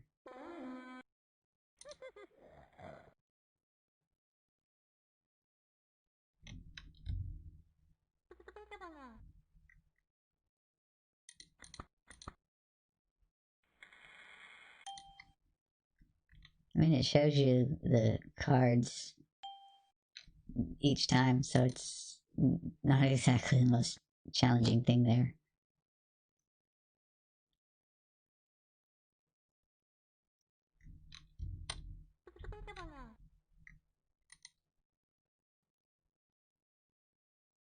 Okay, now it's...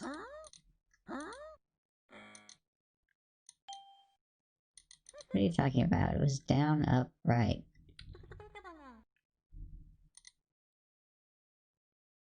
Okay, now it's...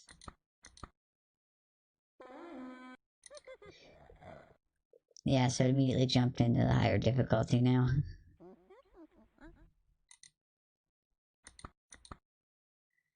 Well, I wasn't paying attention to it when it started. I was expecting it to be like in the first level again, where it would show me the thing.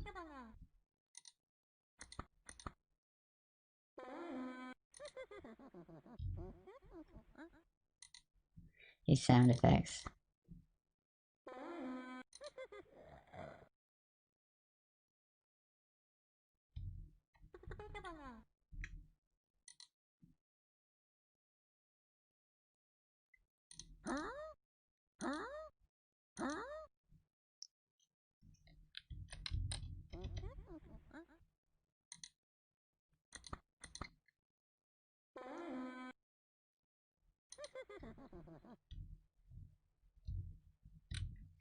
Again, that one's not going to work because I wasn't paying attention to the cards at the start of this round.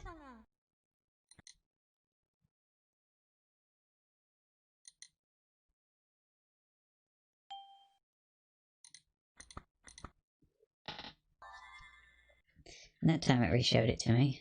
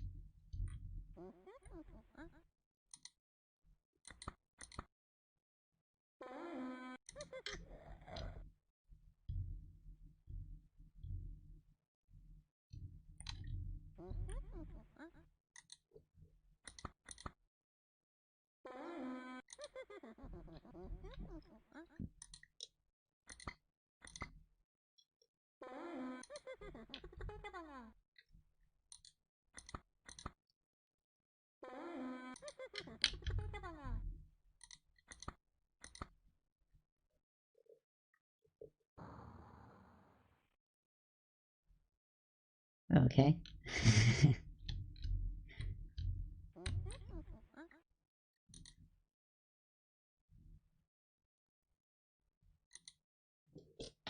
You do French screen this when it pops up here. Okay. So that image is going to need to be used somewhere else, I do feel.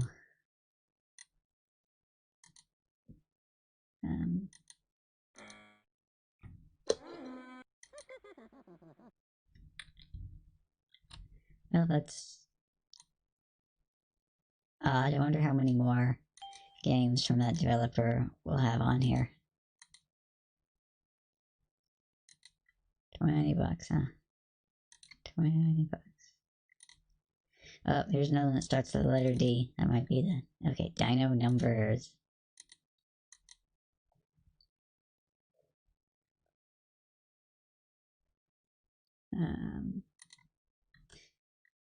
Oh, we got their software catalog too, huh?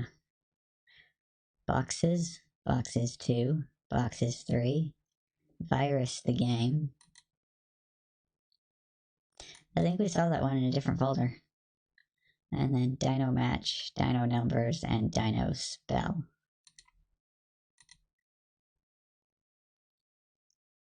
Sweet. Oh, and cards isn't listed? Let's see, numbers. Give me the last one. Dinotech Software. Whoa.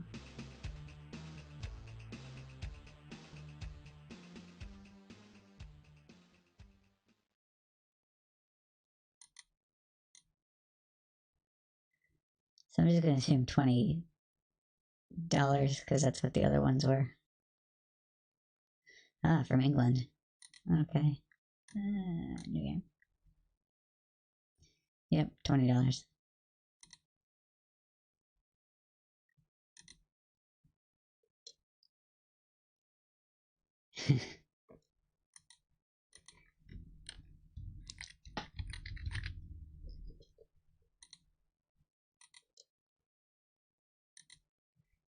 And they don't let you change the difficulty in the demo. Huh.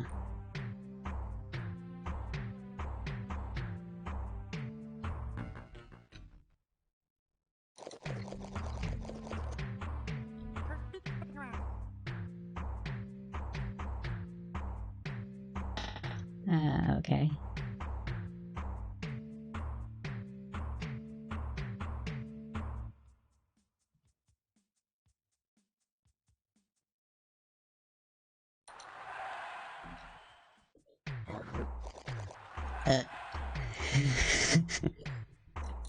Okay.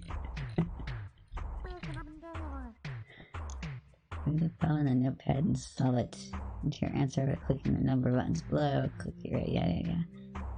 25 by 8. Yeah,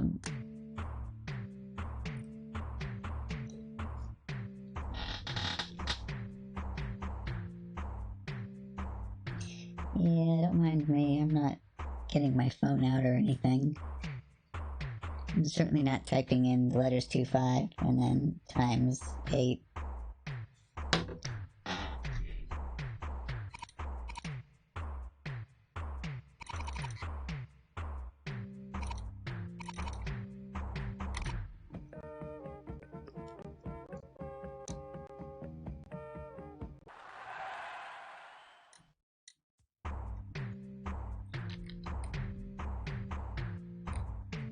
I kind of feel dumb now too because I could have simplified that.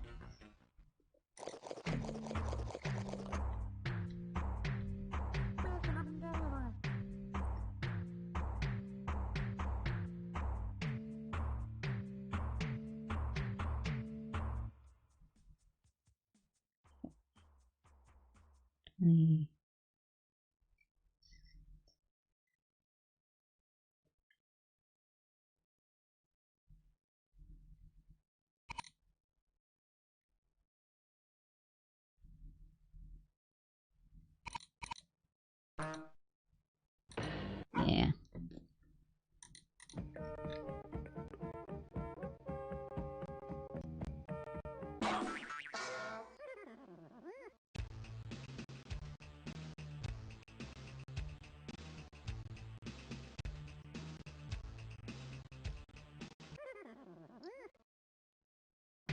The art and sounds in this is just so bizarre.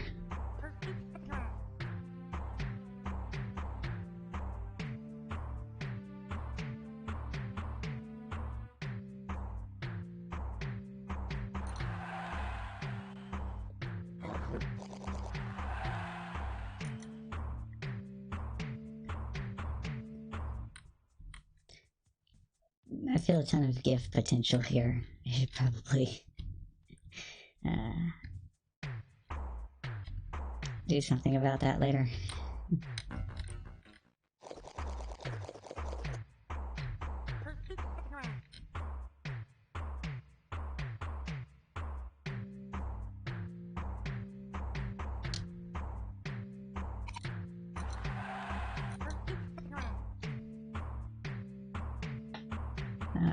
Divided by?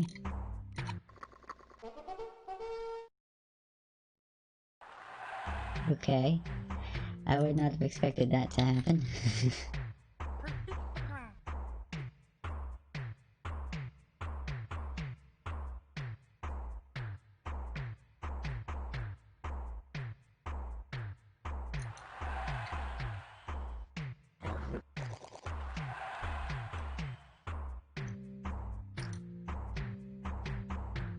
These bizarre animations.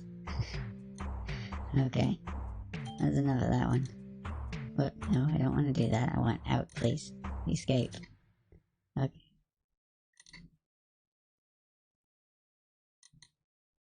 Oh, and another one. Dino Spell.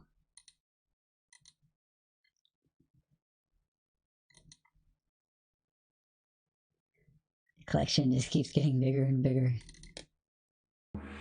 Nanotech software.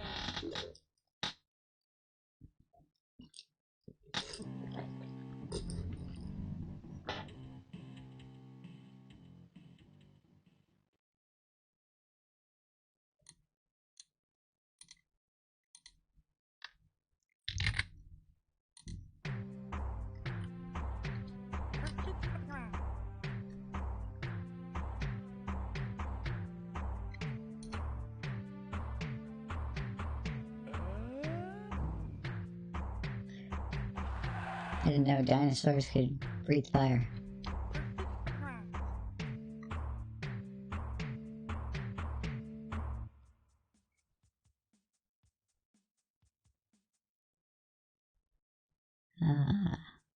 What? Using the clue below, find the magic word hidden in the list to the right. Find the word, spell it by clicking on each of its letters. Delete to remove a letter. Yeah, but...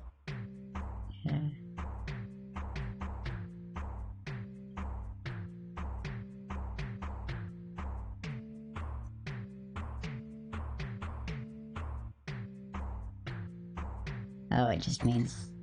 Wait, no.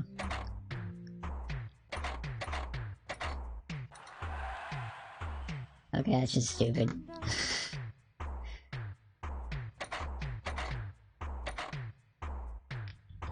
Doesn't let you use the keyboard, you have to click on the jank alphabet keyboard instead.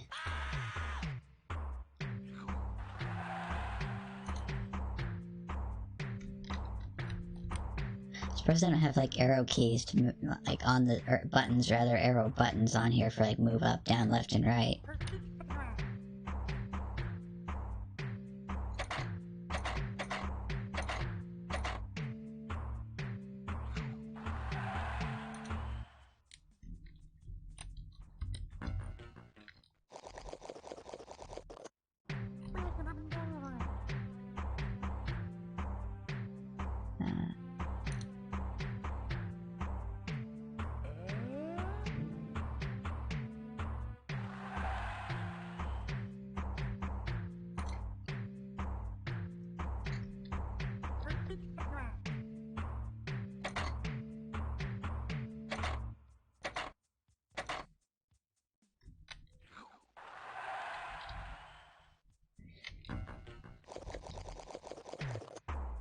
Yeah, I'm just kind of like speechless by all of this. It's so bizarre.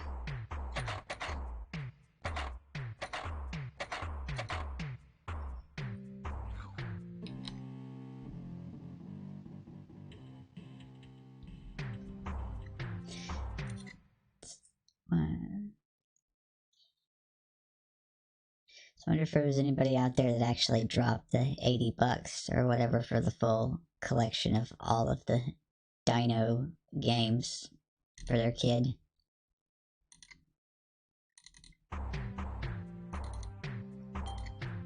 That's it. Want to save? No. Okay, okay.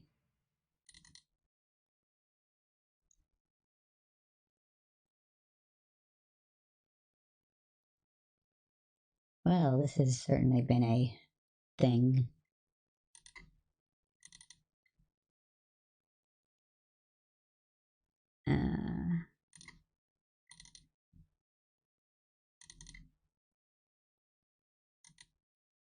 No, wrong one.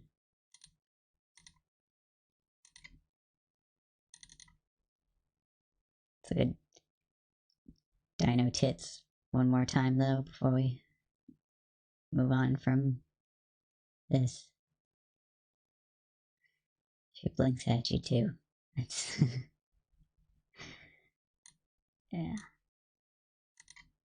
Maybe I should take a screenshot of this too. Put this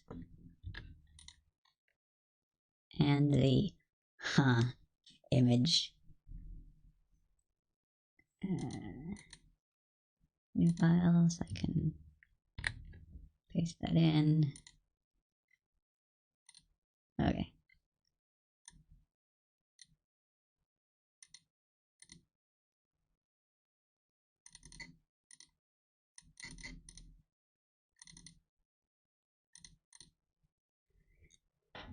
We need to try to get Windows 95 up and running on DOSBox for next time so we can check out all of those 100 games that take advantage of Windows 95 32-bit action exclamation point.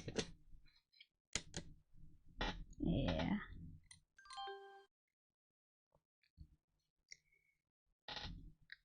Good old DOS. Mim. Oh, no mim command? DOSBox hides everything in the Z drive. I wonder if you can install other versions of MS-DOS onto DOSBox, or if it only allows stuff to be put in over the top of its own implementation of DOS. That would be an interesting thing to find out.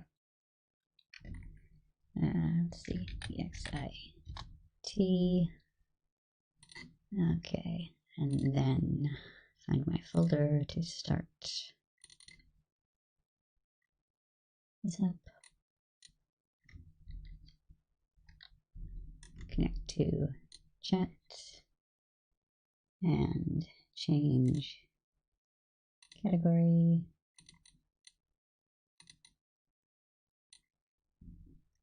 So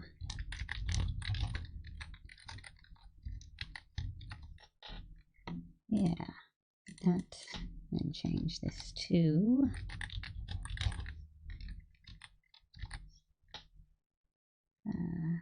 going to be the right one. Oh, you have to press space after it. Okay, put that on there, like so. And back over to here and change this to, oh boy, actually I just realized I've been messing around with my layout here. Oh, not that. This. Properties. Change to. Where is it? Where is it? Come on. Why are you not on the list? Why is it not on the list? To add it as a game capture again. Okay. Hide you. Game capture.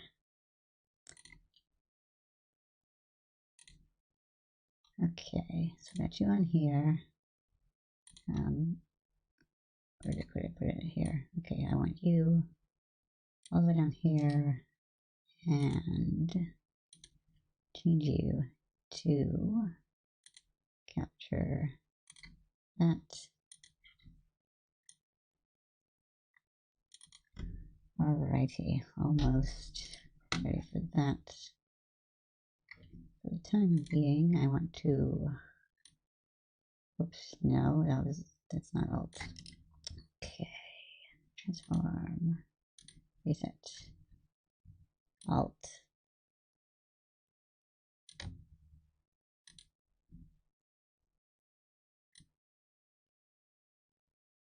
Okay, move that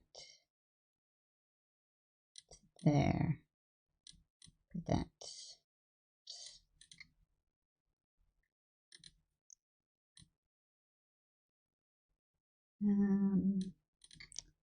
That's good enough for now.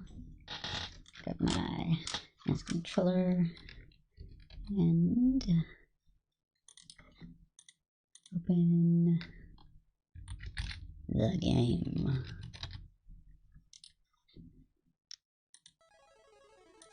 Also over here, get the boss order.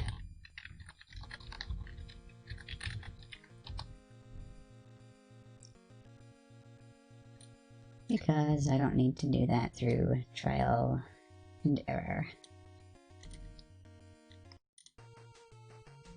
And here we go, Mega Man 6 time. First up is a Flame Man.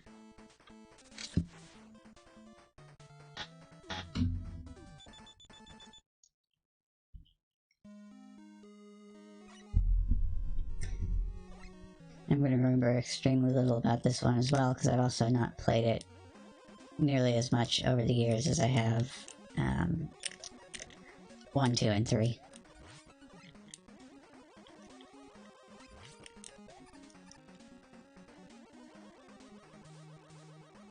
I can already tell right off the bat, though, that this oil goop can likely be set on fire, just because that seems like... Man, there it does. There it happens. Yeah.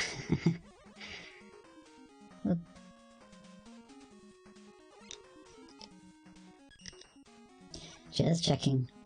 Like the first 4 games, they had the bug in it where if you open the menu and close it again while you're on a ladder, you let go of the ladder and fall.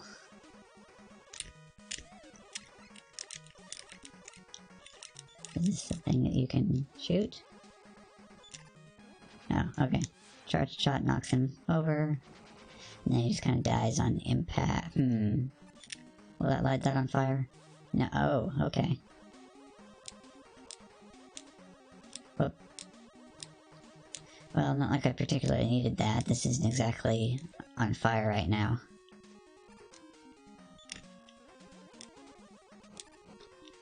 Yep. But then on the next one, they light it on fire.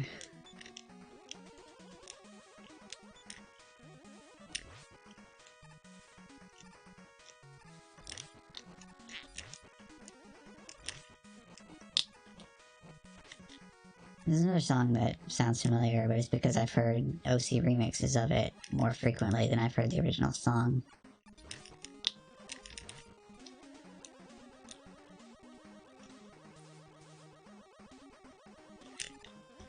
Up. Something I apparently can't kill. Up. Over.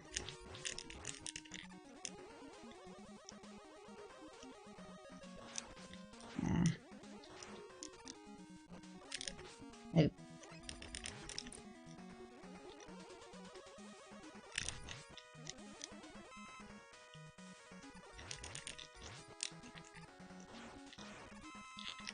E-tank, don't mind if I do. But whatever. Let's get it. Up. Nope, that was a mistake. Okay, and the fire works like spikes, huh? So Mega Man is not only made of tissue paper, but he is also, flammable.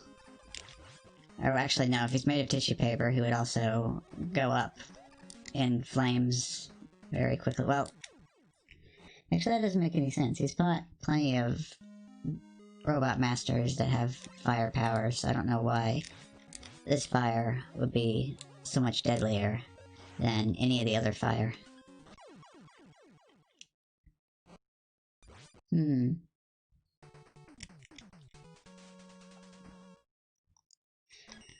the plus side, I am up on E-tank. Unless this was the game where they finally decided to be cruel and take away your E-tanks if you game overed. Nope, benevolent game. Got an E-tank. Open up. Oh. It's too busy saying open up that when he actually opened up, I wasn't ready for it.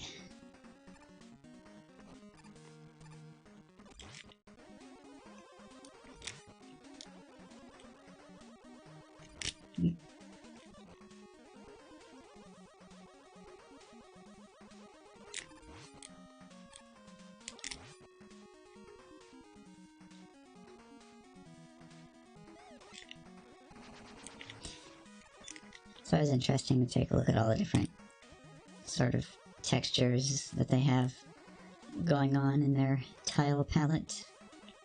The little sand down there is interesting. And the bricks in the background.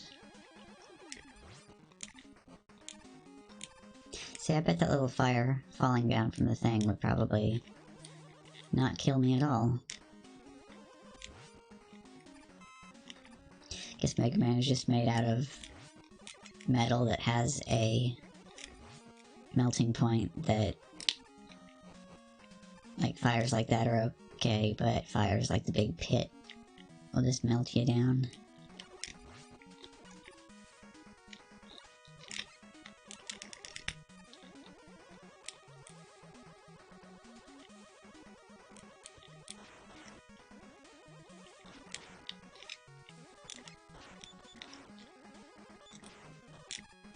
It looked... okay. Sufficiently charged shot appears to stun that guy.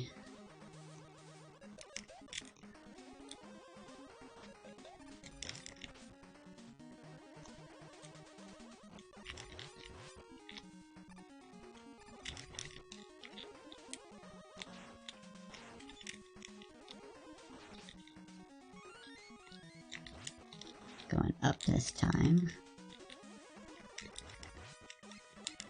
Since this guy likes to set the floor on fire.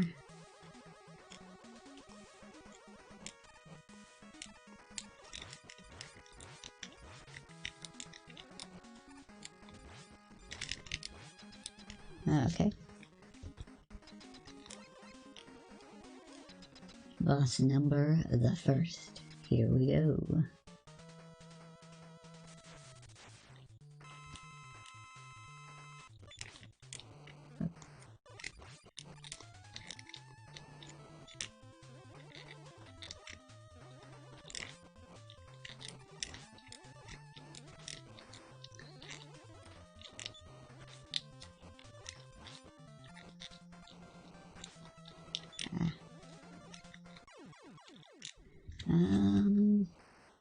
So obviously I want to be in between the little fire columns when they rise up from the ground there.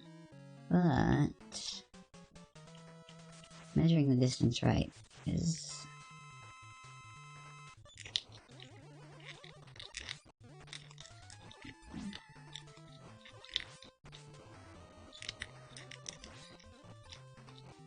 it's quite consistent in where it goes, but... well...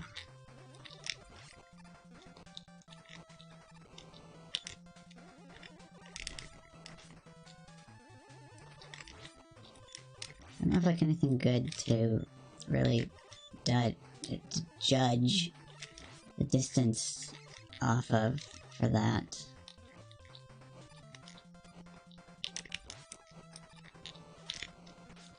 Yeah. Alright.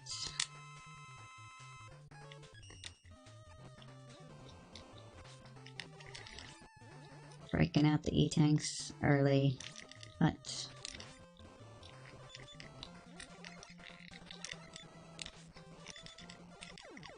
one down. Oh. I'm used to fighting these in like the boss rematch rooms that I was running over to collect the life capsule they didn't actually drop. Yep.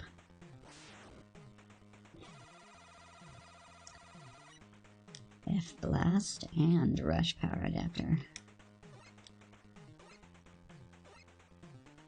At least this one is nice and easy to figure out even without the guide. You go from fire to blizzard so you can melt him to death with the fire.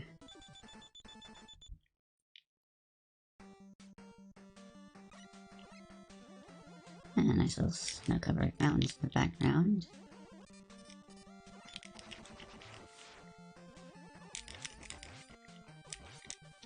Hey, generous one up. Got that other one up on the screen too. Oop.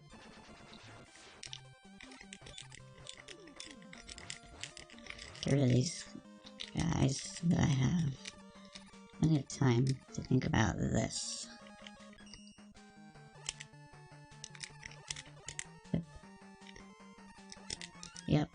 can get right. Okay, how do I get back out? I need to pull off this jump here. And I need to do so without bonking on the ceiling. Yep. So I was trying to just really slowly edge my way out here, but it looks like his hitbox doesn't quite extend as far as I would have liked it to in that particular moment.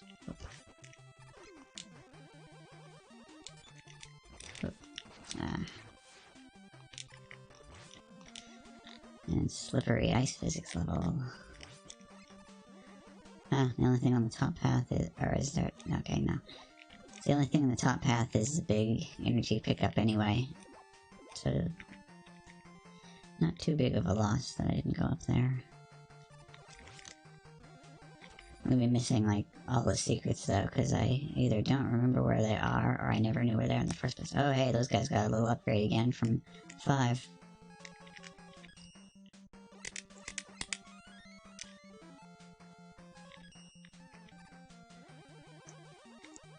Off-screen, okay, he off-screened himself. I just want to show him off for a second. Okay, so these guys, first introduced in Mega Man 4, and their sprite keeps getting changed subtly with each new version, so this time they have spikes on the front.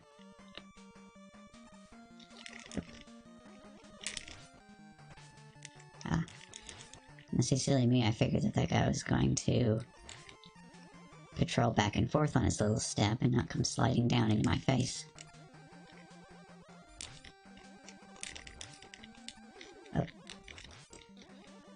I saw that and I thought at the very last possible second, I probably want to switch to the fire and refill it. Because of all the usingness that I've done on it for the E-tank and such.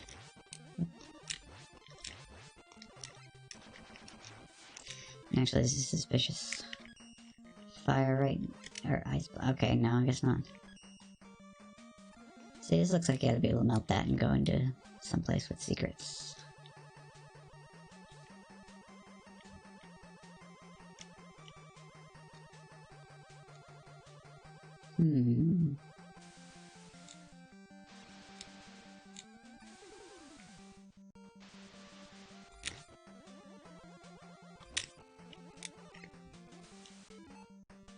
I'll just slide across the top, I think, here. Up, slide. Oh. At the last possible moment, I realized what was about to happen there. But it was too late.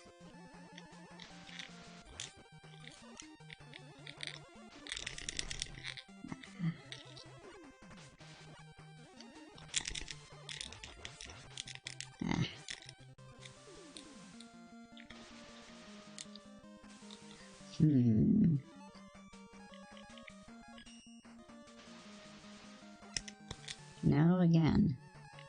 Oh, wait. Do this thing, huh? Yep.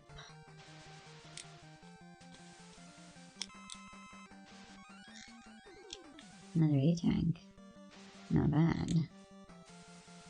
Zip over here and back out.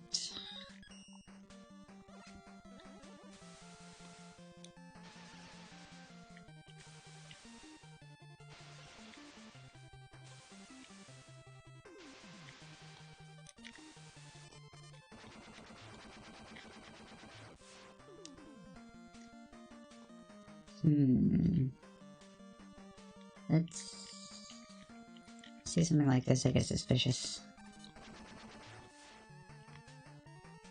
Of course, then again, there was somewhere else in the level where I assumed that it would split off, and so it would have to rejoin the path somewhere.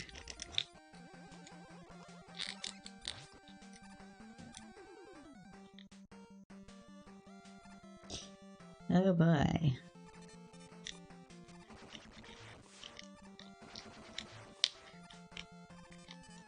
So what's the one down there for?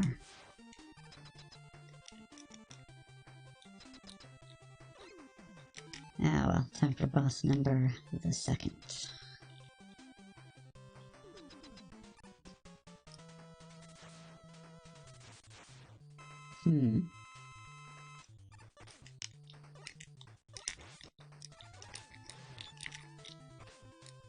Ah.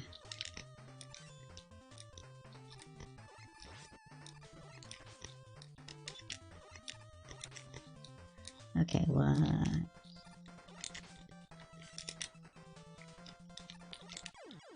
Okay.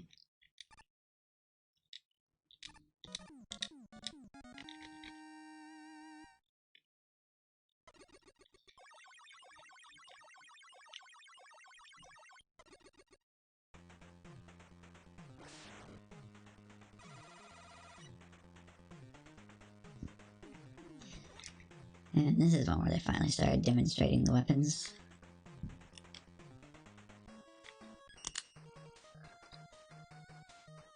Okay, plant. Kind of feel equally well that you could burn plants or you could freeze them. Well, this is a nice aesthetic in the tree background.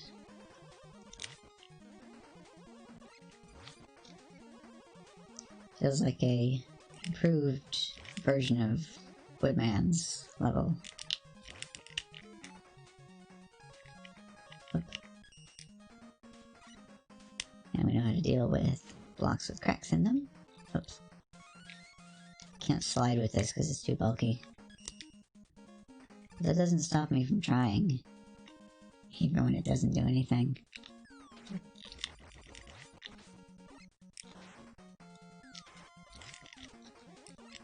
Slid under that guy, but I didn't move fast enough to make it under him.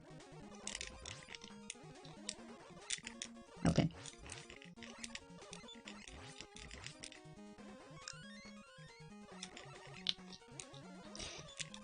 This is... Here's another one of those video game logic things. You'd think if something had a weak spot, don't expose the weak spot. Hey, it's Suitcase Man Eddie.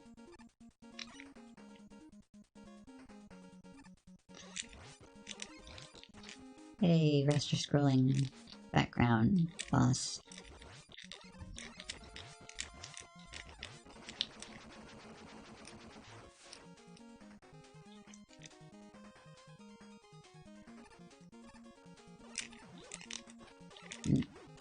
More enemies that are too short to hit without charging up your shot first. Springs? Why are there springs here? I mean, it's neat, but it's not Springman from whichever Mega Man Springman was in.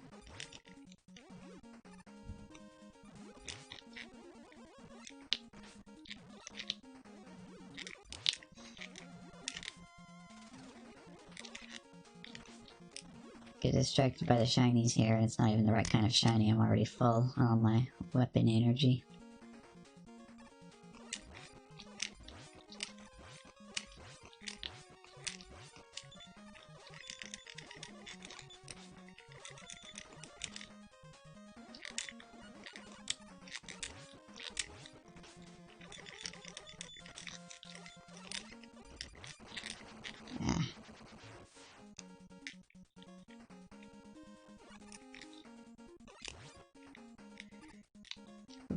Hope for some enemies to be generous. Well, that was very anti-generous. You think I should be used to stuff jumping up from pits like that by now?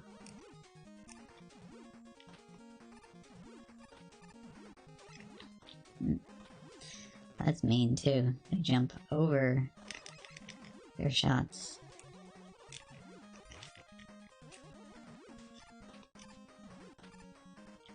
And I gotta fight this guy again.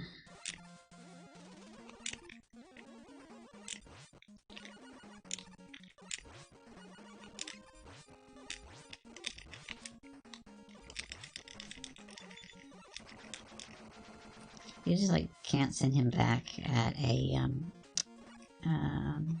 fast enough pace at all. Whoop.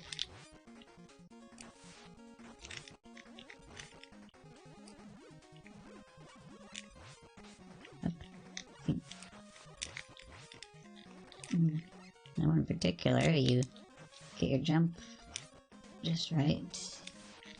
You actually go over the top of it.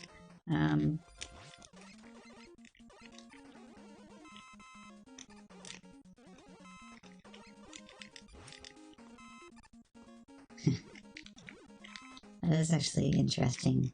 The health pickups actually being part of the background instead of just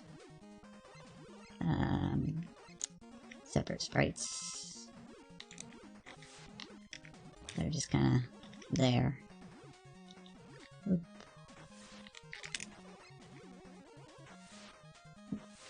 Okay.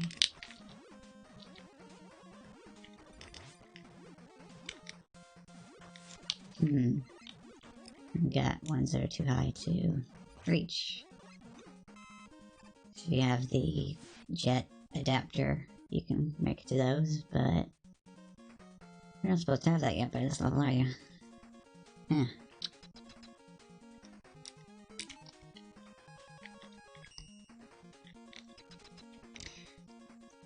And tonight's weather forecast calls for a frost warning, so make sure to keep your potted plants indoors.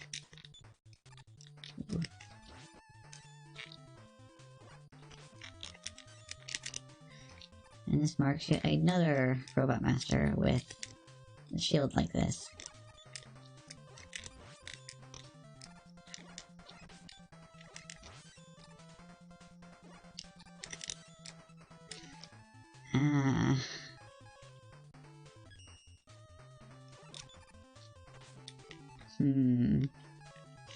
So I completely ran out of that and he wasn't even dead yet. Oh well, I have a stupidly high number of E-tanks, so...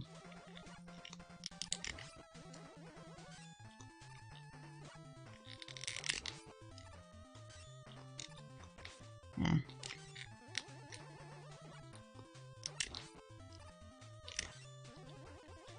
Come on. Okay.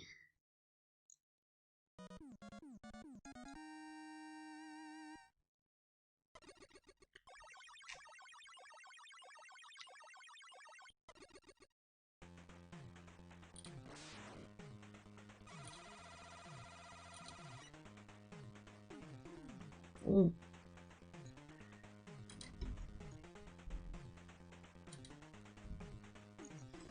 Ah, something's suddenly going very horribly wrong with my eye.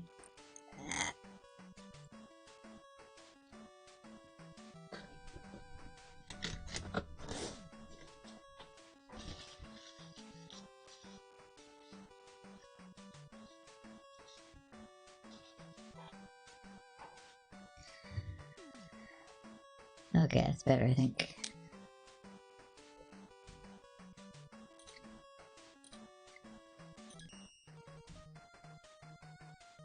Okay, use plant on Tomahawk.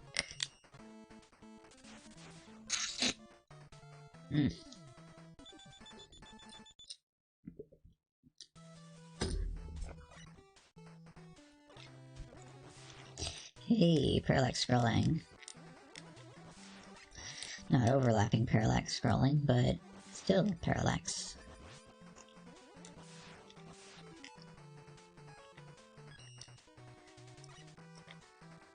Oh, when did I get that? Huh. Okay.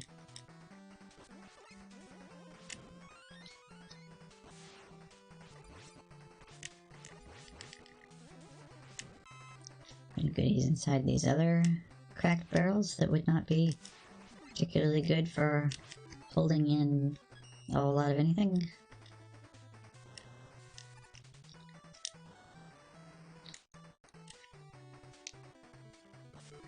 I had to check, make sure that wasn't an area you're able to go over and onto a different screen.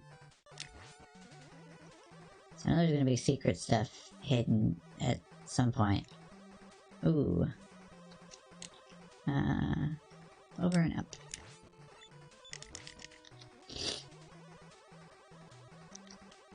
Oh, hello. You're interesting. Okay, so the middle part is weak.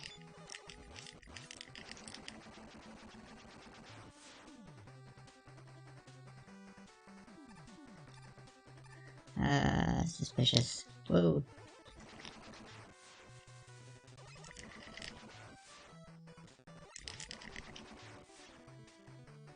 And I bet you those are insta-death enemy spikes as well.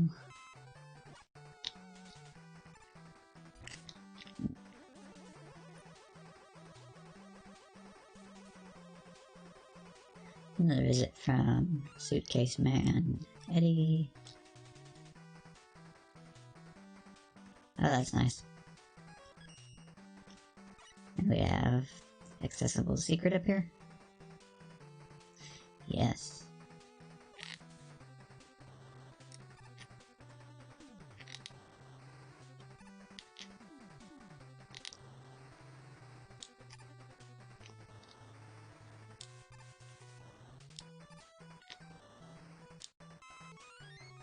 This was a very interesting way of doing the jet.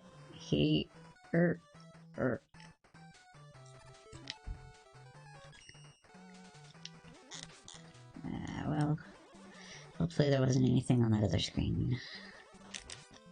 Oh, this guy again. That was a little bit easier than the other. Up.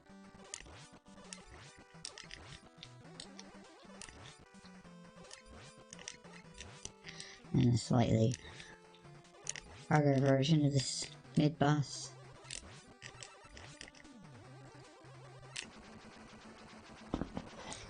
See, with this part of the floor lower, you have to make sure to hit him at the top of your jump.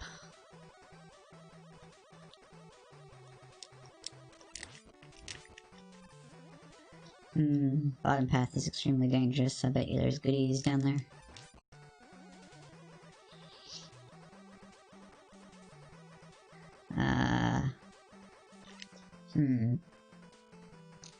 Now the fact that that actually goes off the screen now has me wait, I see that. Can I hit that here?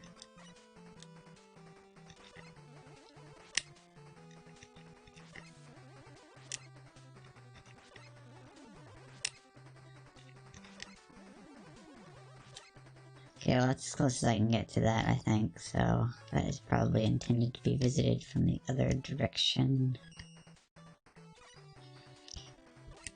Can I still... Okay, I just have pellet gun while using this. I want to check out where the other path goes.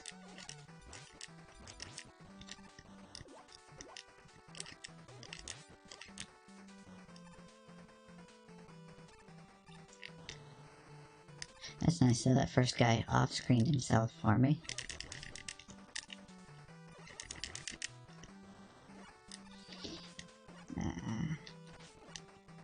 Unfortunate. Side effect, though, of the upstairs placement of the other droppy pellet guys. Oh.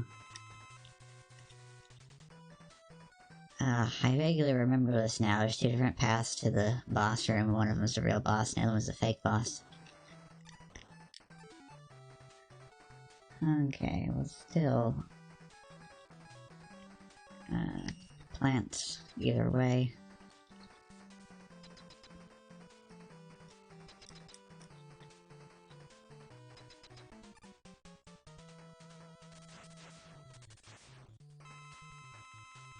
Okay, so, whoop. Okay, so...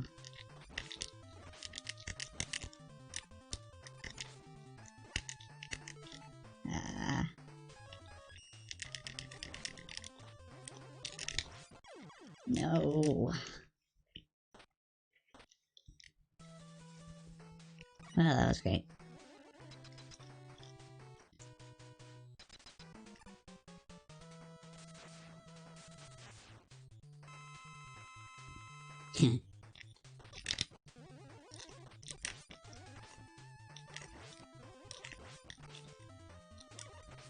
So I want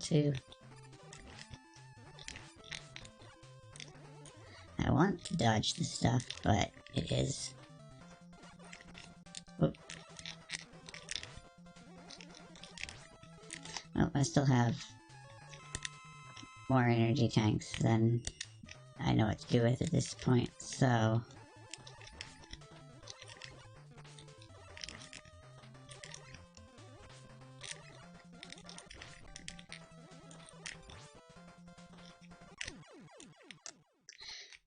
I still automatically run towards the boss when they explode, expecting the health pickup, which I don't even need anyway, because this is the stage version and not the rematch version. So my health gets refilled anyway.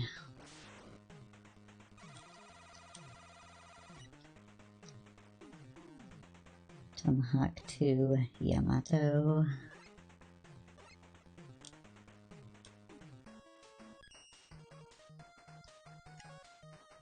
Okay.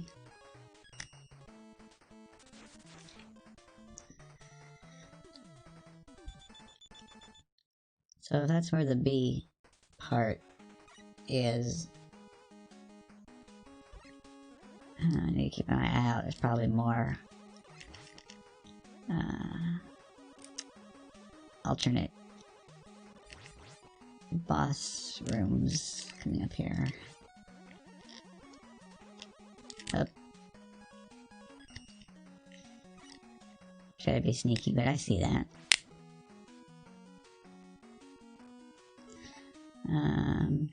Actually, I wonder if this is good against us. Up. In and back out. In and back out.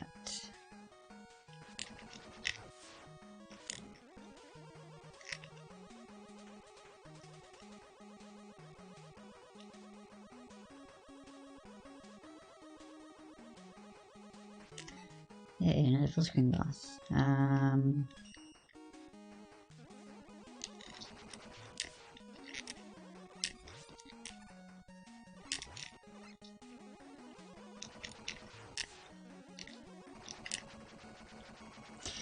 It is extremely straightforward.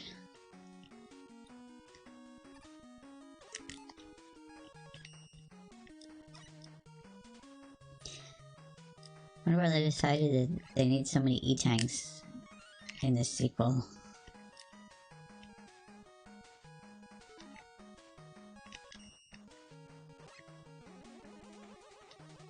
Oh. Jump, please. Okay, so then the path rejoins here.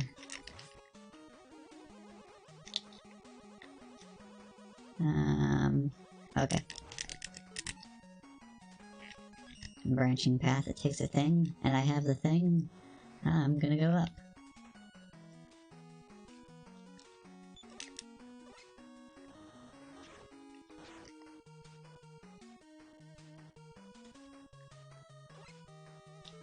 Okay,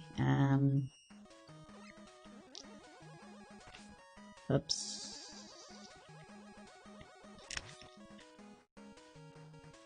The thing seems like it stays on the screen for a while. You know, that'd be like the stupidest ROM hack ever. Just open this game up and replace their spinning blade things with fidget spinners.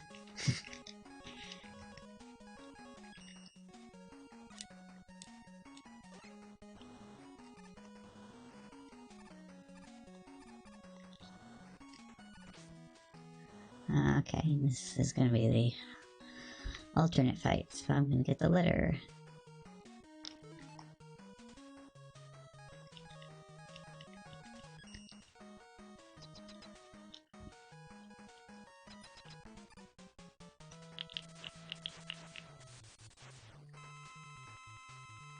A design choice to have like the weird little lightning things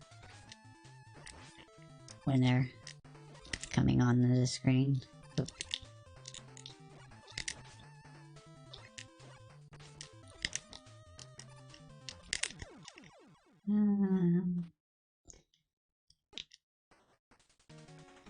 So that's actually not too terribly bad, but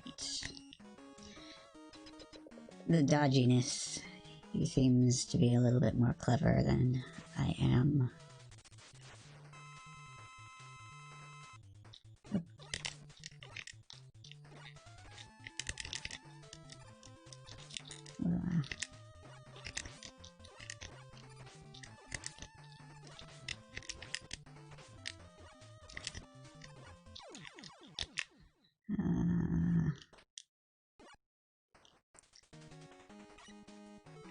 I know he's going to do the...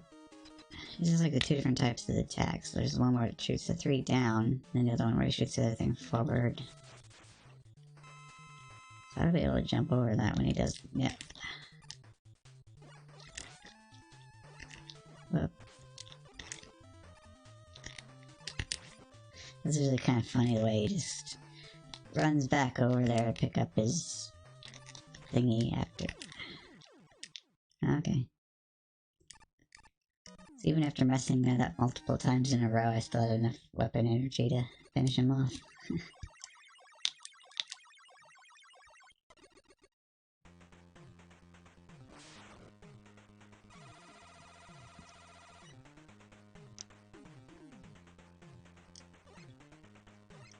It's kind of convenient that the boss order also gets you all of the upgrades that you need to be able to get the alternate exits. That was Yamato, so Knight next.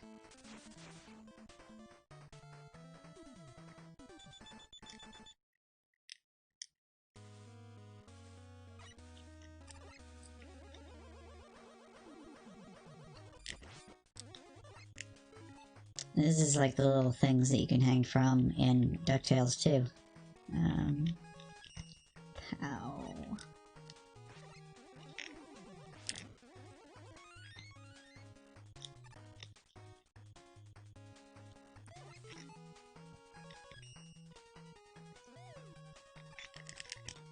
Oh.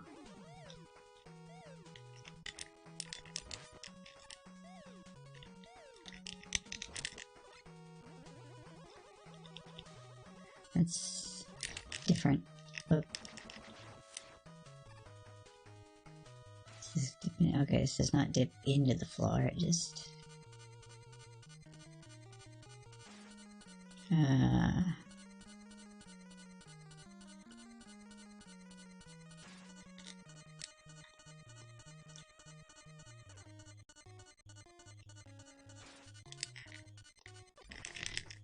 okay, well, on the plus side, those things do not one-hit KO you. I almost sort of feel like they should, though.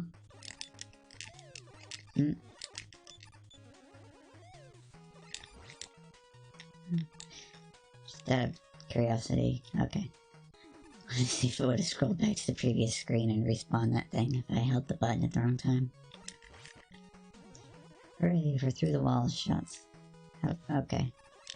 More of these things where it seems to move you more slowly than the spin rate. Actually, I think 5 was the first time seeing little spinny wheel things like that. I don't recall seeing those in 4.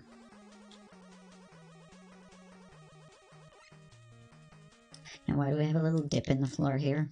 It's not there to dodge an enemy or anything. I mean, I guess it just makes it a little more interesting instead of just being flat and boring, but I get suspicious of everything.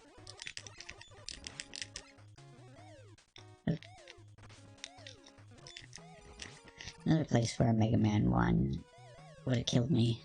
Hey. Ooh, generous swamp.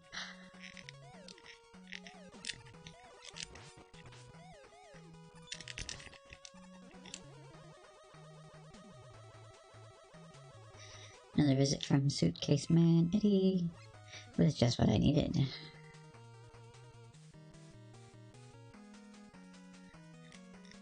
I'm still looking for the place where the path could branch, but uh-oh.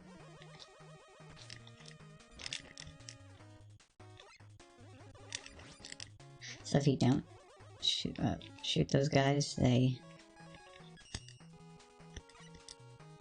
They get angry at you and come for you.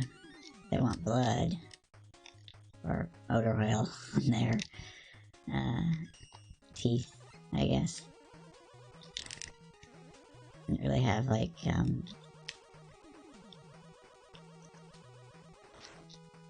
oh, bouncy things. Extremely bouncy things. Whoa. I, like, suddenly did not... okay. Okay. Branching path?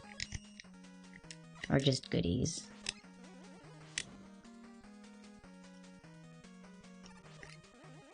Okay, that's just kind of cheap.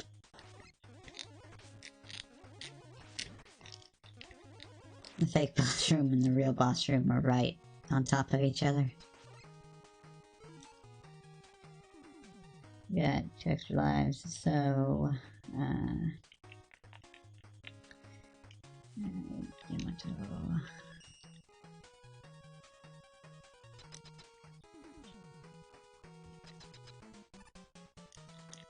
Go ahead and do a legit attempt, I guess, but I want to run out of... Hey. Don't want to run out of... weapon energy. And, hey!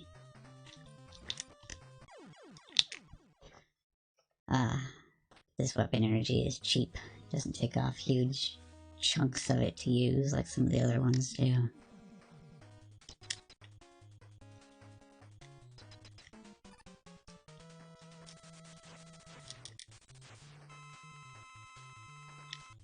Okay, so dodge. Hit. Can't reach me from there. Still can't reach me from here. Oh, well, okay. Alright, so I guess what actually happens is he aims towards wherever you're standing when he releases it. I don't know. I could put a save state on some of these bosses at some point and just experiment with them and see what they do in different situations. After night, we have Centaur. So, I wonder if the next level is going to have a T in it, or... Well, this looks like a pattern here. B, E, A. Yeah, so the T should be here. And then there'd be another Mega Man face up on that one.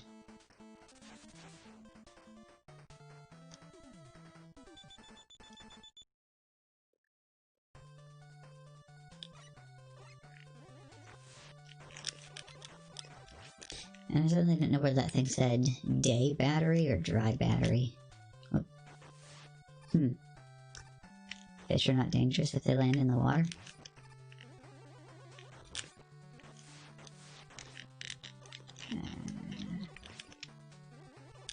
It's funny, it's kind of the opposite of Mario. It's like Mario World, you got the cheap cheeps that are on dry land that flop around, and if you touch them, they die. Ooh. Maybe it's... Oh, or they just explode. I was sitting here thinking, what do I shoot down here so I can kill that thing so I can get through here? But I didn't have to.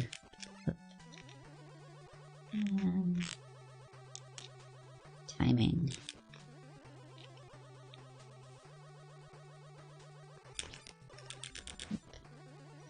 And more of these don't hold the button too long, but don't let go of it too early either.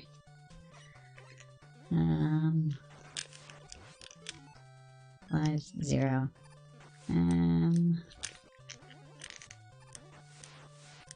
Yeah, I think it's time to refill my lives first before... Nope.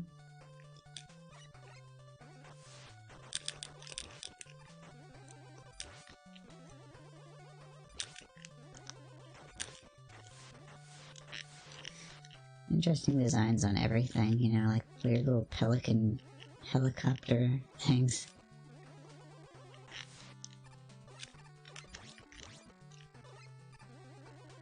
Oh, and the fish. And the fish also die if you don't do anything to them.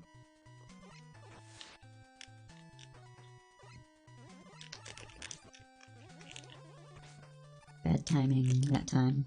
Had better timing last time. Okay, so clear the traps. If I bonk off of that, do I have it? No, it doesn't. Don't think so. Up and then back down. Okay.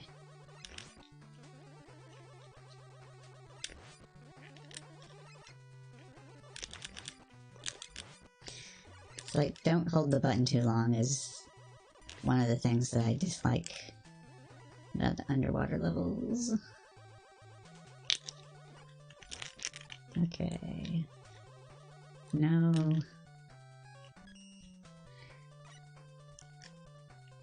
See, no roof also makes me suspicious, but apparently not. Two. This is familiar.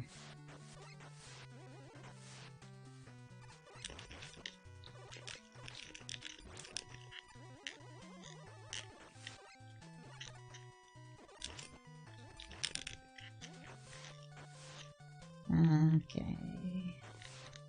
Up, down. Okay, it's too low for me to hit him. Okay.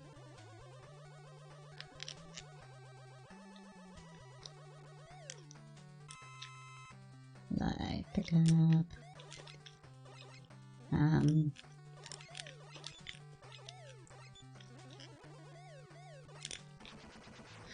So these are the same things from Flame Man's stage.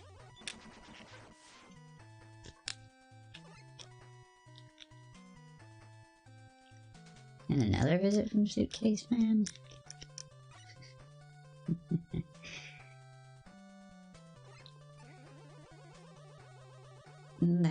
How they decided when to add a visit from him in the middle of the stage.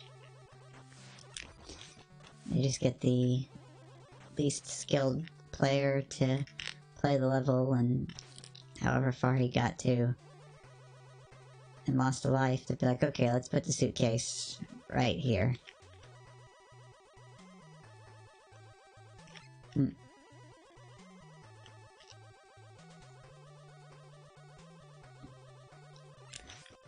Oh, you again. In a level that actually makes sense to be in this time, though. Oh, that's not nice. You can't step on the ice.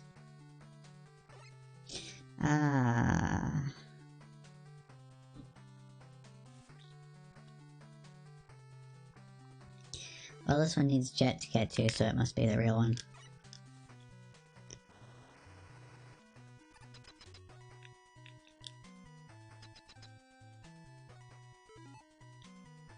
Nice. You know what would probably help too is if I fired off the weapons a few times when I first got them, just to see how they handled first. Whoop.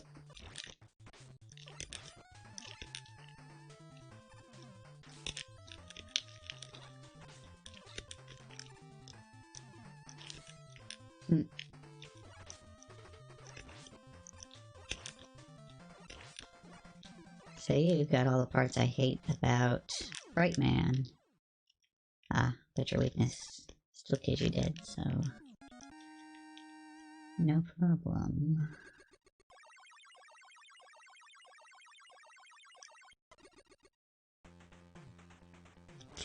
That just leaves Windman to go.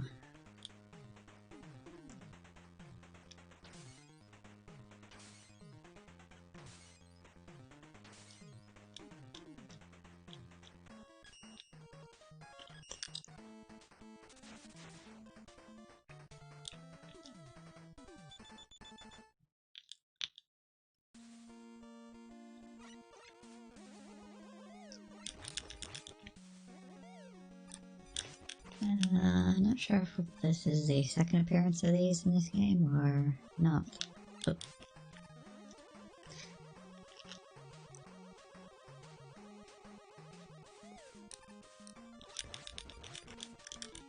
did that first and then picked this up.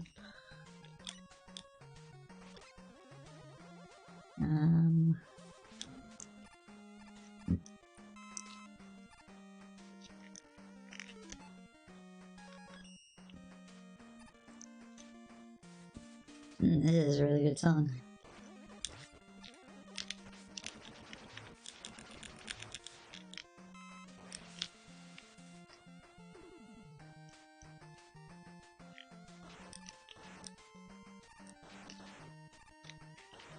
So I suppose that there will not be a... Well, there won't be a second boss room anymore, but there will be a...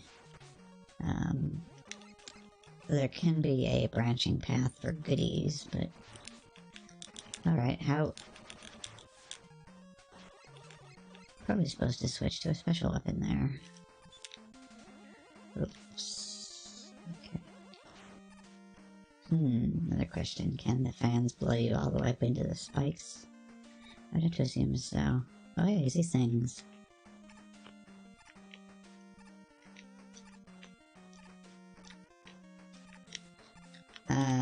Okay.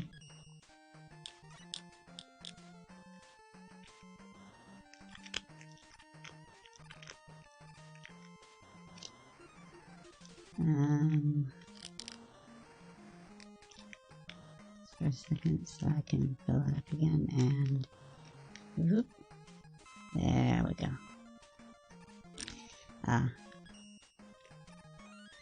Interesting trade-off. Take away the charged shot or take away the slide.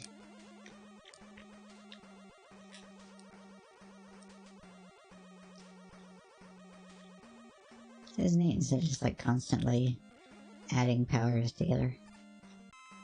And I'll take that and enjoy it. And most likely use it even. 4 extra lives right now. Nice.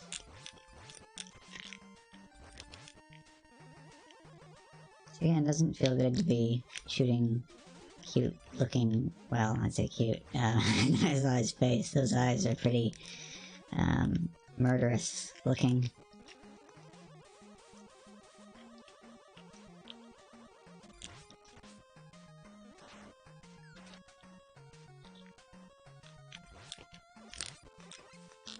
It's just not nice though to be shooting at cute things in a game.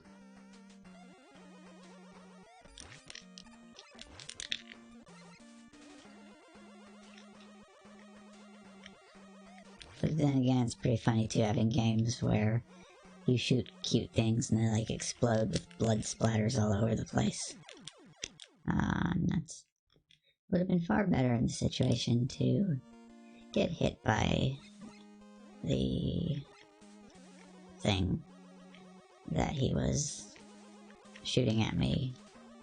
I was suddenly drawing a blank there because I was like, it's not quite a bullet, but I'm not, I guess just a bomb? Well, I don't know, just, okay.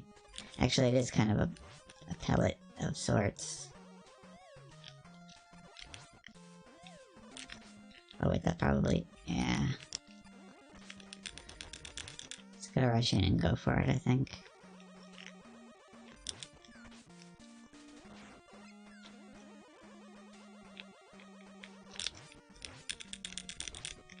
Yeah.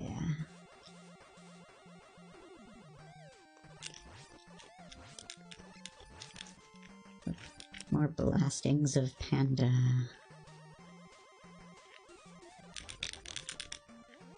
Okay, that is ineffective.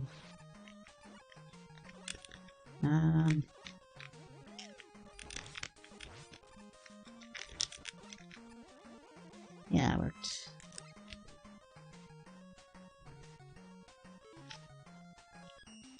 Yep, and just the one boss door this time instead of 2.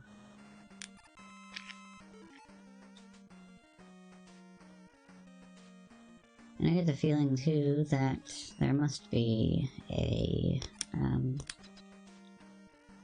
let me draw a blank here. Must be at least one weapon that would be useful to use in this stage.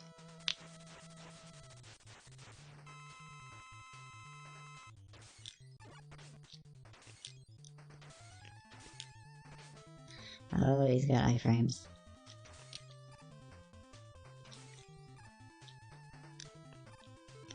And now I got no energy on the weapon.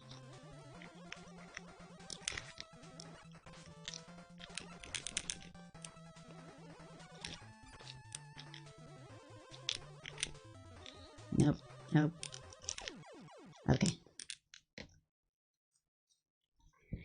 That ended not quite as dicey as some of these have ended in the past, but still I was probably one hit away from death, considering how most of the time it's them slamming their faces right into my body that ends up causing the damage.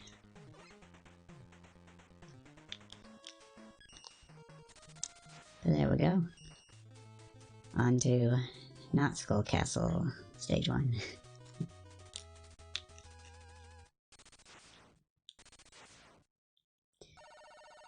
I'm gonna fire up 11 and try it at some point. I haven't even played it yet. I think 10. I beat 10 on the Wii. I got close to the end on 9, but couldn't quite make it all the way. Of course, I've been building up some skills on the classic games. I might have better luck at it if I try it again.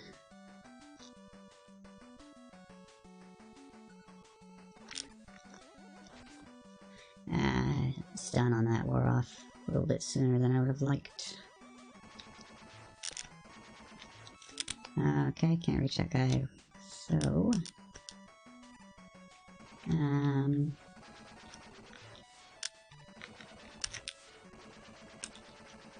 play it safe here. Oh... I can do without that one. I'm not sure I could have even gotten to that with this anyway. I would run out of jet and fall into the spikes. Can I... Nope, right over the top of this? Yes, I can. Nice. Oh, boy. Now I see this, I gotta go the other way.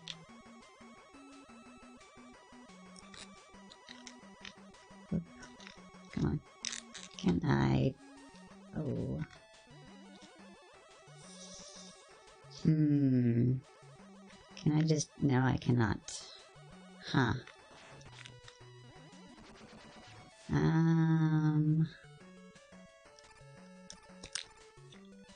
So this is tricky, because this one... I get this one, but the other one, I jump up from the other one, I am totally going to bash my head right into those spikes there. I have no idea. Well, I guess that secret gets away from me this time.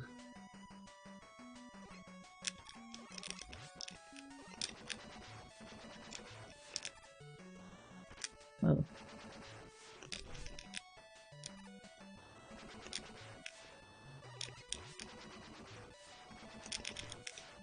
Yeah, come on.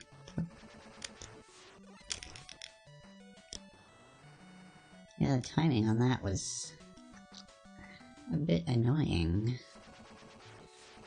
Okay. Up and no, up and over and up some more.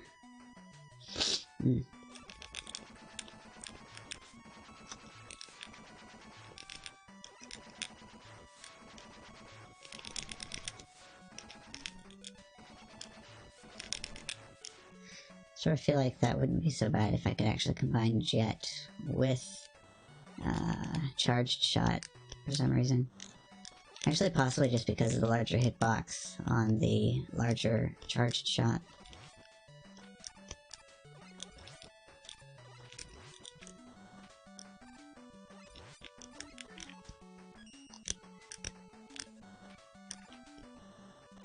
I was like, switch to that. Wait, no, I can just go over the top. Ooh.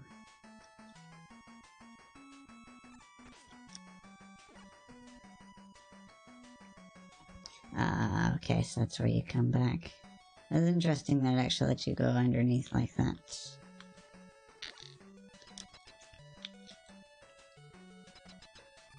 Yeah, so this is a sticky situation. 3 lives.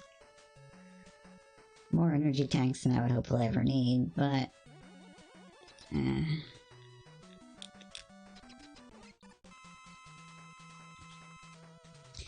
I will operate under the assumption that there will be some place where I can game over farm E-tanks before I get to the end here, so I'll just go ahead and use that now.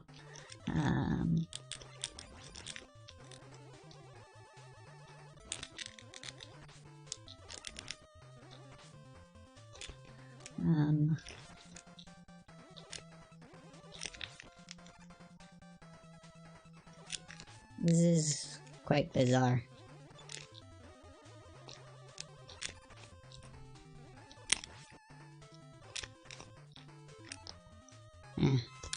Dump another one. Why not?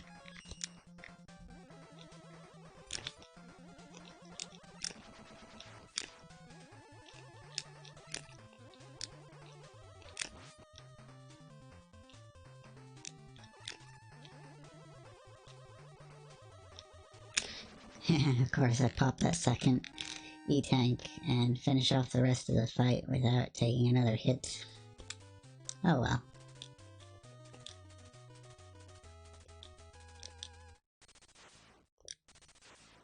I need to look up and see if anybody's ever made like a comic where Mega Man pops the top on the E-tank and it's actually like Red Bull or Monster Energy or something like that.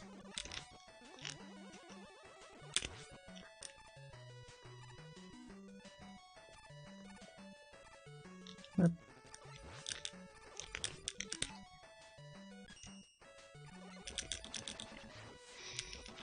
I double checked there wasn't anything down there I actually wanted. Sort of curious now all of a sudden when exactly energy drinks started being popular, or when they were even in existence, period, for that matter.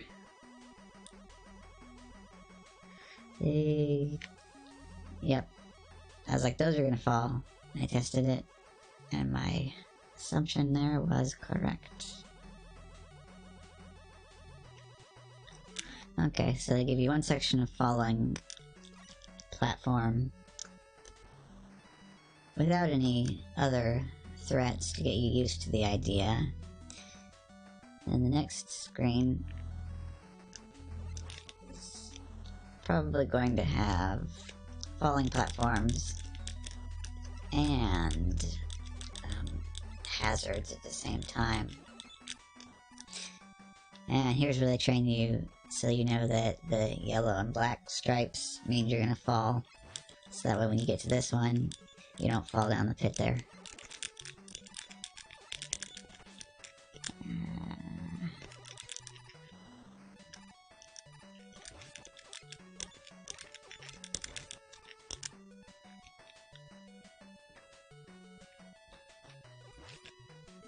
Knock knock, Matt. It's Mega Man. Can you come out to play?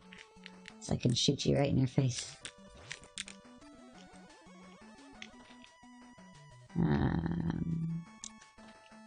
Can't even off-screen him. What would go down? What would go... No, that goes up. That goes straight across. That goes down, but it doesn't go down fast enough. Okay, that works.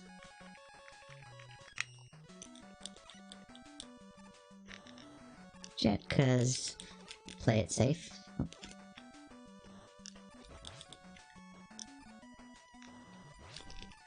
See, sometimes that's what the bigger hazards are, is just stage hazards versus, or as opposed to the actual enemies themselves. Come on. Hole in the ceiling, get me suspicious. But it's nothing. Hey.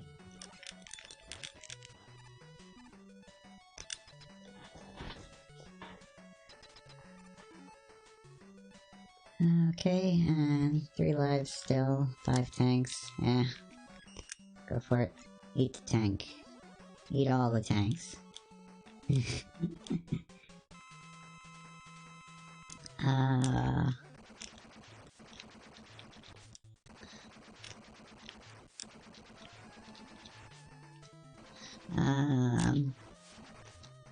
Okay,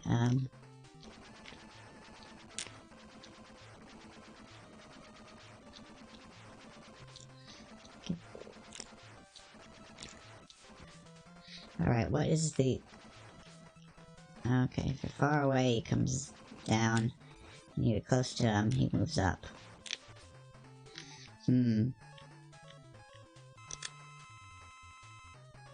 So...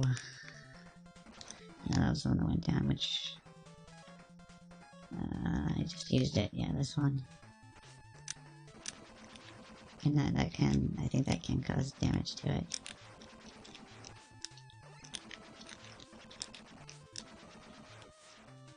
It's like too many different places to keep my eyes on at the same time. Okay. That works. Yeah, that's nice, actually. Think of how all of the weapons move and pick the one that I figure would actually help in that situation.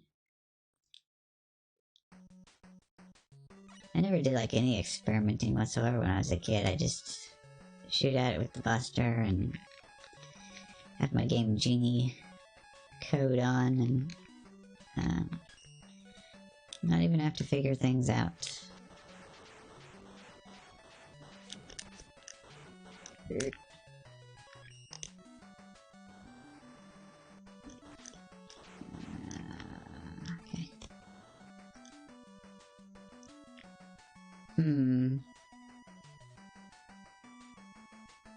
So the goodies obviously are going to be at the end of this path.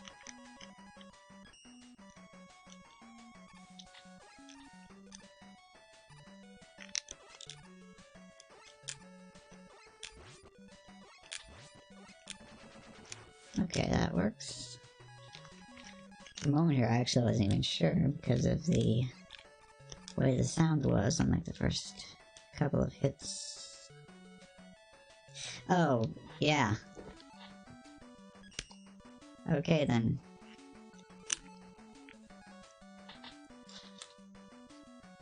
So give the E-Tank for free, and have the challenging path be the way forward.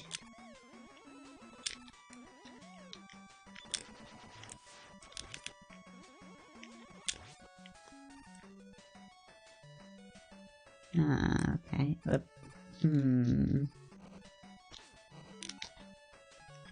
Yeah, jet it all.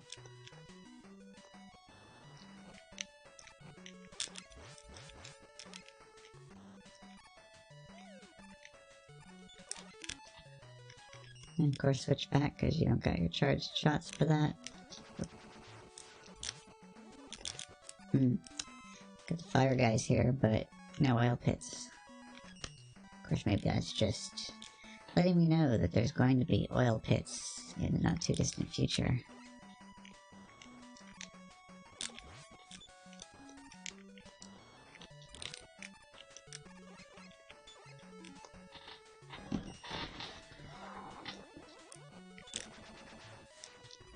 Exploding things. Also stuff respawning sooner than it feels like it should.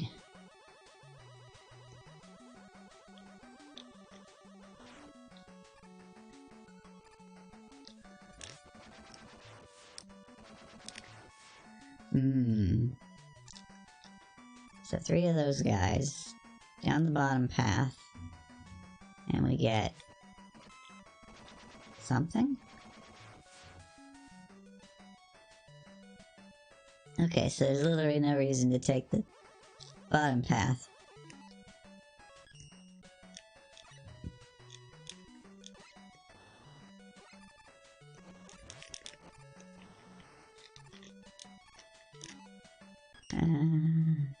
Yeah, I'm just going to ignore that. Okay, ignoring that thing isn't the best choice here. Yep.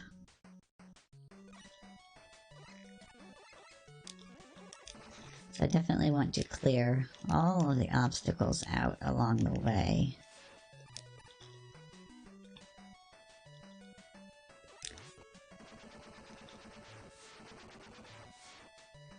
potentially be a lot of switching back and forth.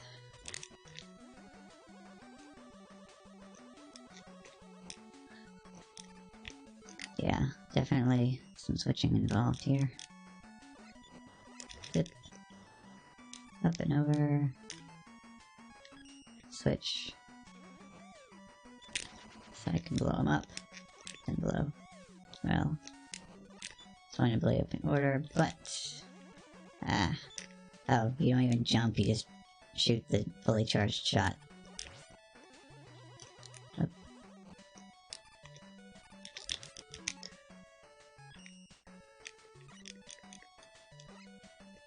So I was like, I don't need that, but I want to much rather go through here anyway than the bottom there.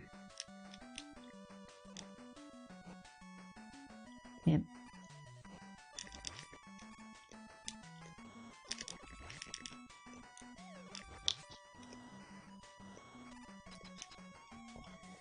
Okay, what do we have next?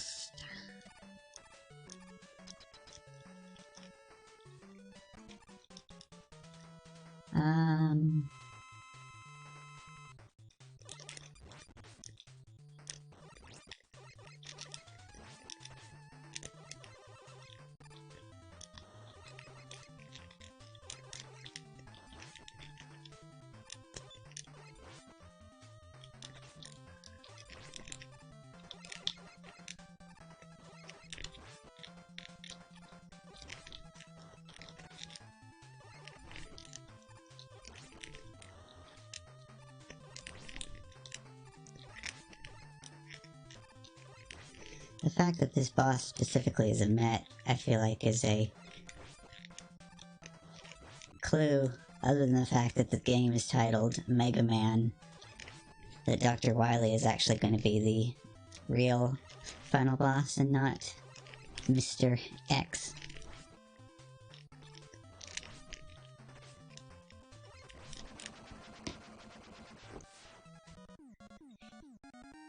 I feel like the music takes too long to change in this. Like when you die, I think the music should cut out immediately as soon as it plays the doo doo doo doo.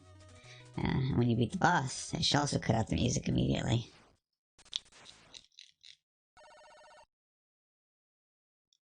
Well, this is the last indicated stage. Yeah, I'll take this opportunity to refill this.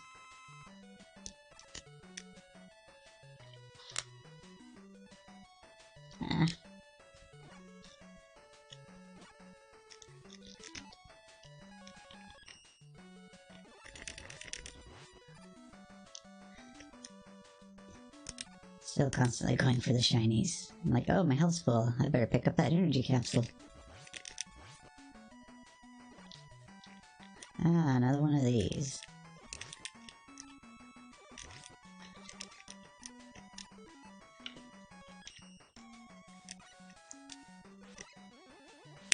Bunch of other destructible crates and there's nothing, huh? Okay. Now this one, though. Yeah, I'm taking that. I'm taking that. Hey, I always forget every single time. You can't slide when you got that on.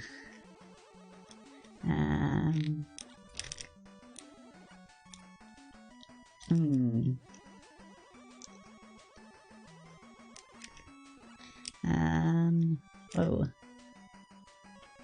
Ah, I didn't even consider that. Yeah.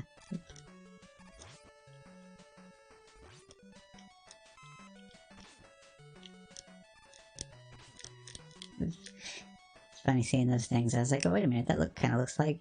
Oh yeah, that's right. Switch to beat and use them for the first time in the game.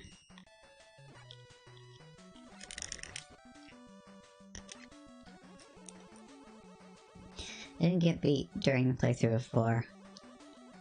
I didn't manage to find all the letters.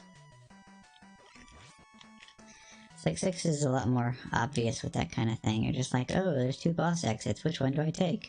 Well, go for the one that requires you to use something different other than just going in a straight line.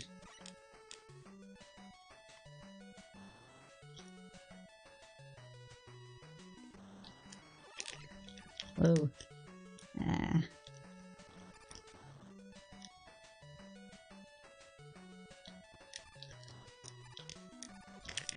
I need to look at the maps sometime. Just to see what I'm missing out on.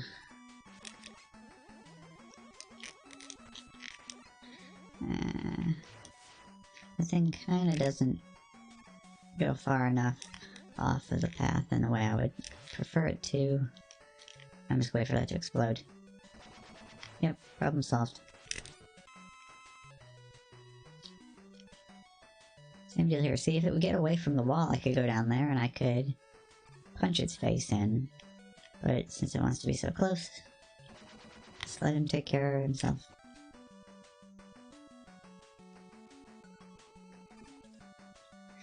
So I've expected there to be spikes under here. But the game was a little bit more polite than that this time. Whoop.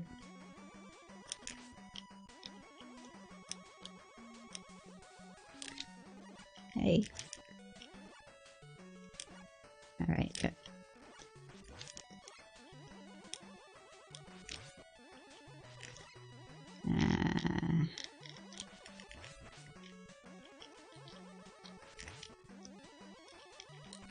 Ooh.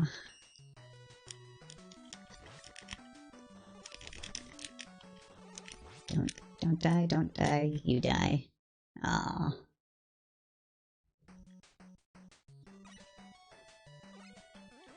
So I can check out this path this time. Yep. Just shooty cowboy man, huh?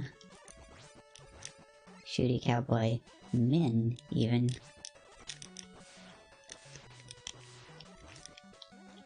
And that's mean the one behind me respawns. Okay.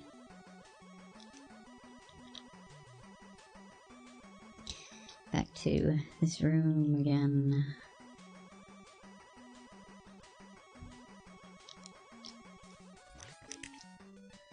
Yep, I think this calls for some more beat.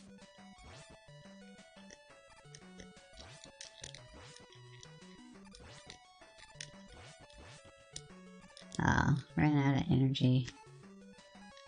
Alright, let's try to jet the rest of the way over here.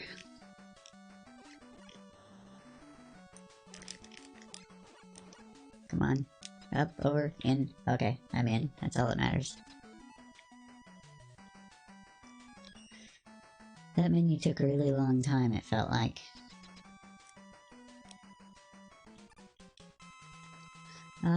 Yes. Oh really, we can just shoot that, huh?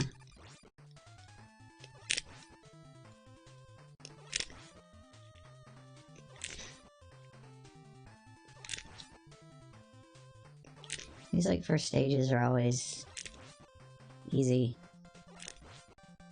Probably intentional. I don't know.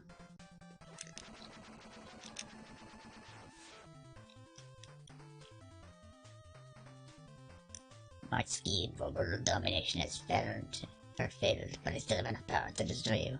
Gasp! It's actually Dr. Wily. Who would have thunk it?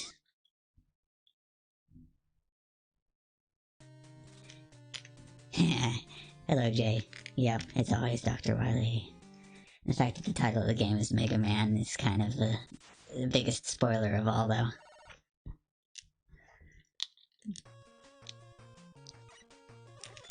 Ah, yeah, and back to a stage filled with Mets. It's like Dr. Wily's real signature robot. It's funny, though, I think those were originally just made for Gutsman's stage, and they just kind of became, like, the most popular, miniature robot.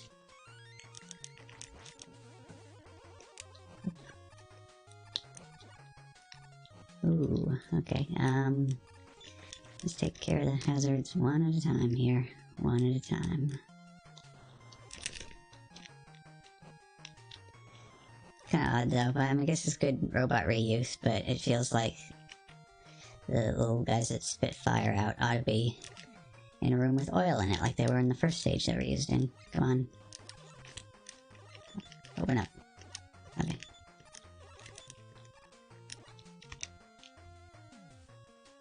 Oop. Oh, I'm already up.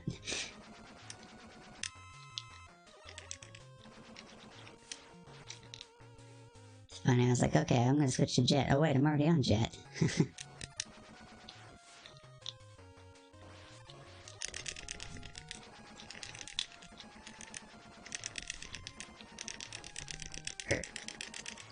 Okay. Ooh.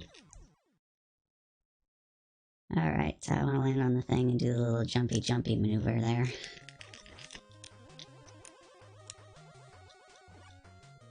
I don't remember the last time I actually played through this one.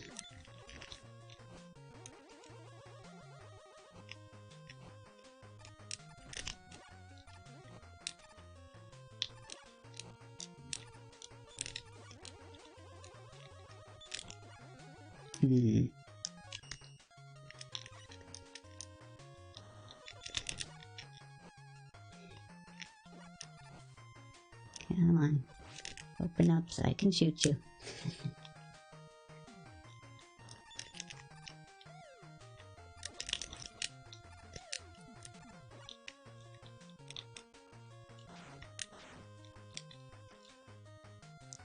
I just don't know why those ones...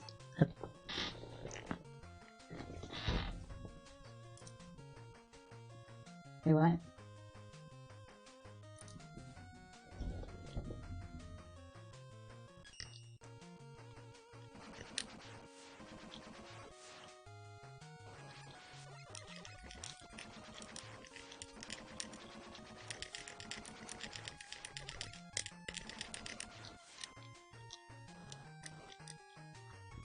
Okay, remember to land on this properly this time.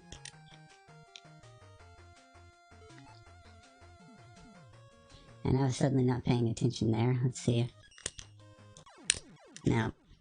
Aww.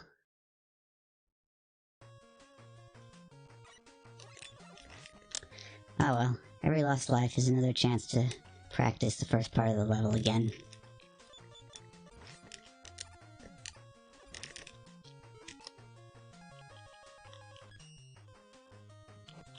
Try to refill my beat a little bit here with these little dinky weapon drops.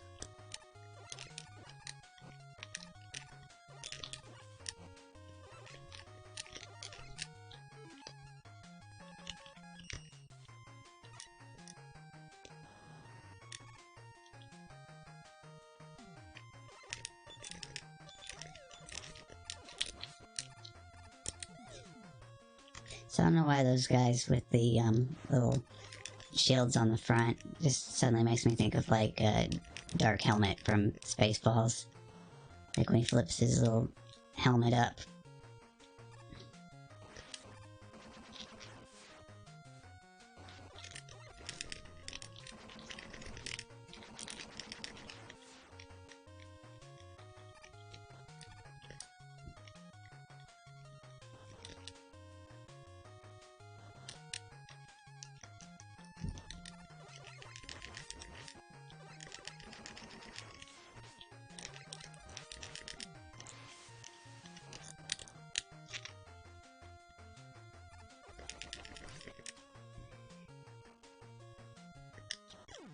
Oh, okay, you gotta get the jet going a little bit earlier on that one, or it will mess you up. Goodness, and this stage is kind of brutal with not wanting to give a checkpoint, huh?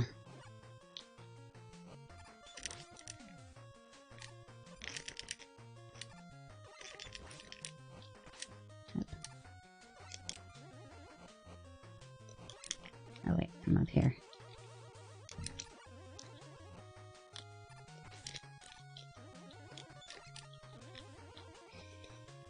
Getting into his zone to get him to pop open so you can actually shoot him is, for some reason, seems a little on the tricky side today. Ah, gotcha.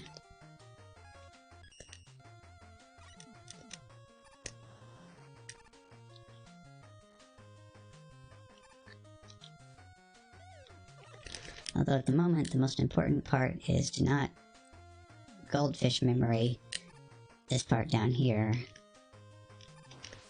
When I have to fall and not land on the spikes.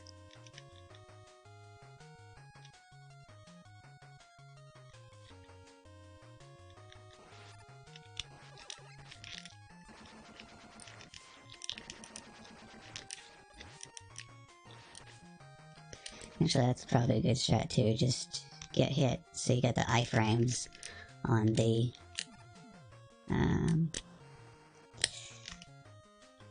on the spikes. That's the one thing that Mega Man 1 is particularly cruel about. Absolutely no iframes on the spikes. You touch a spike, you dead. Period.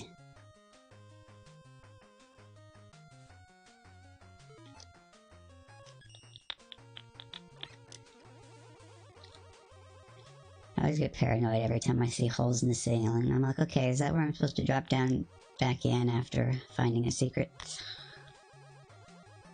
Oh, okay.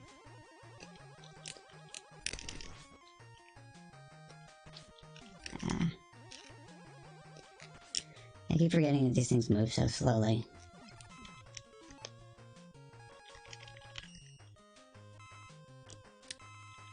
Oops. Oh wait, that's right, that didn't matter. Silly me. Doesn't matter if I collect energy pickups with a weapon on.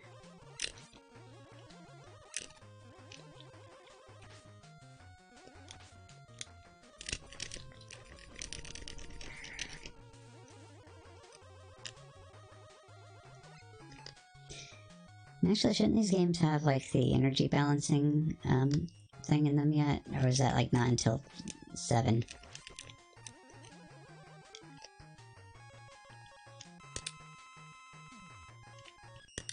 I don't know, I keep forgetting about all that, because I mean, I played all these back when I was a kid. 1, 2, and 3 more so, because I had, like, absolutely no skill at all then. So I'd always use the Game Genie for everything. Okay, so ride the thing up and shoot it in space.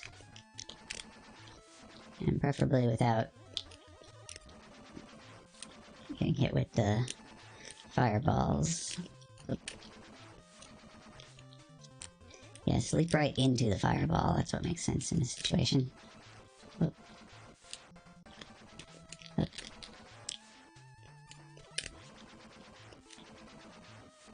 Oh, I got a nice little safe section. Okay, I say safe section, but then he changes his angle of attack there. Oop.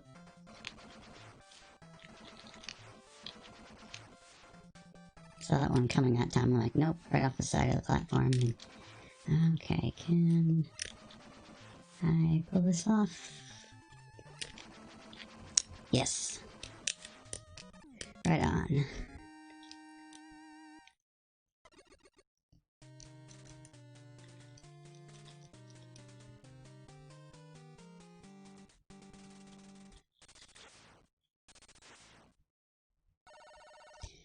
Skull Castle stage, the second. Ah, hidden a good place to game over farm E-tanks, if I so felt the desire to.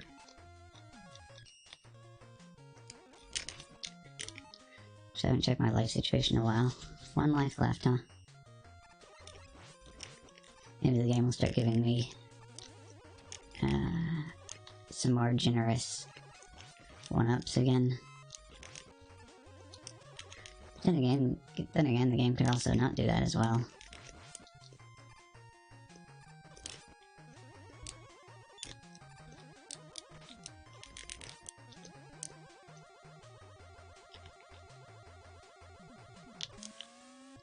Ah, that's our good friend, the appearing and disappearing blocks.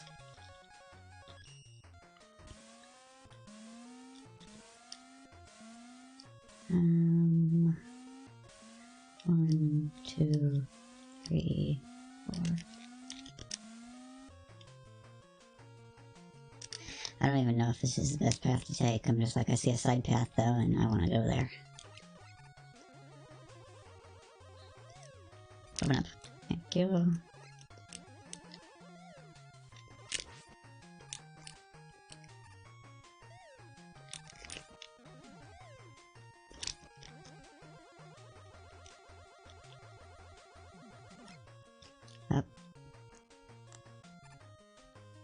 Now obviously something's gonna jump out of these pits at me, right?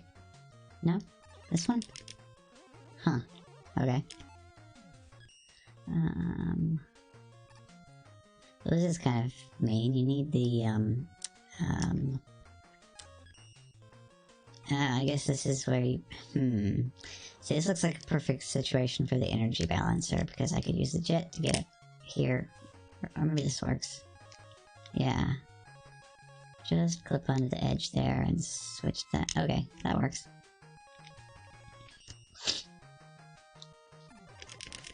And shoot that guy to make him angry. This one too. Oh. Okay, controller, I'd like a jump out of you next time, please.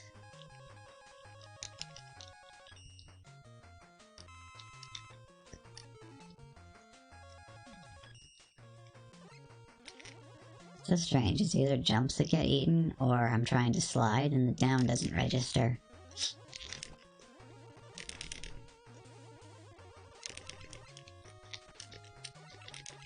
Alright, I'm good. Okay. See, this guy just takes 2 shots, period. Charge doesn't matter.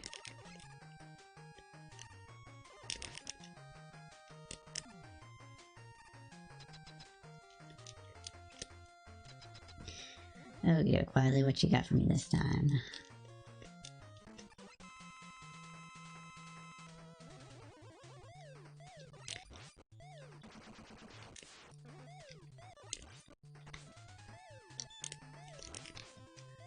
Alright, this has the same movement as, like, the, sub-boss from one of the other stages. And I don't really know how you're supposed to handle that, actually, because just spamming shots into him doesn't really make him roll back very far. Eh.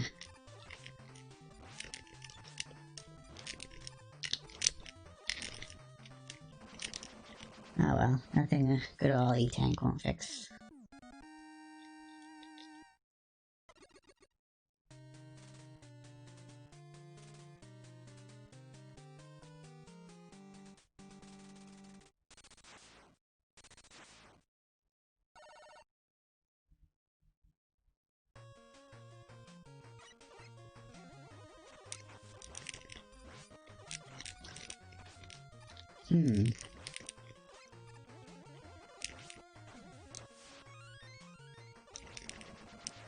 Okay, they're just like stupid generous now with giving you opportunities to game over farm E-Tanks if you want to. Okay,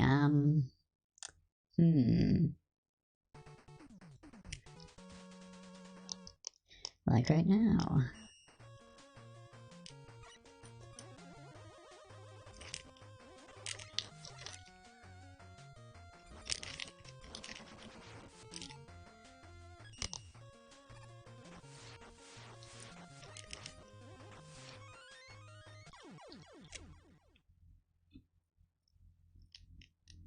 Yep.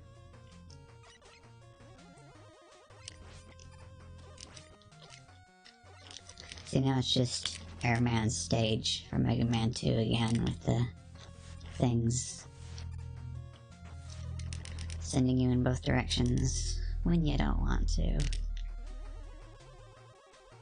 Okay, so this guy is going to be pulling when he comes onto the screen, yeah. Hey, that works.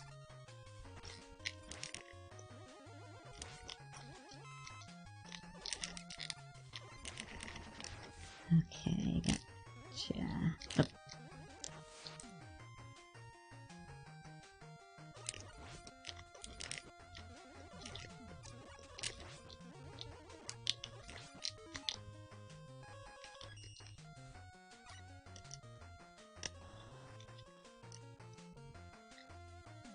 Oh. Oh, well, this is... this is great. So it actually has kind of like a decent patch of level ahead of it coming back.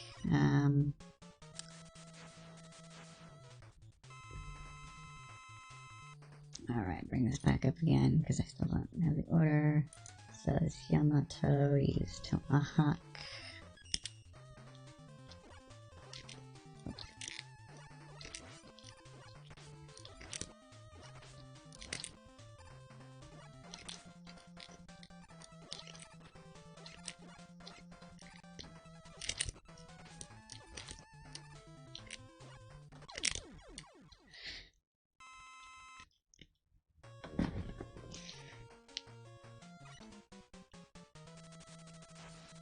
Plant.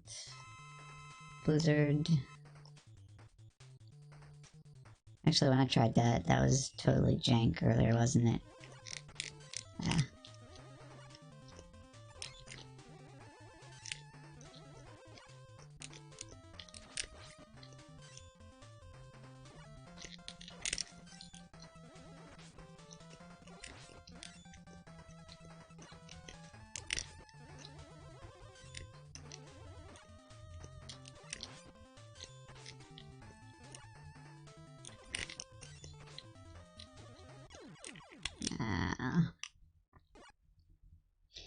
I mean, I could just try it again, actually using...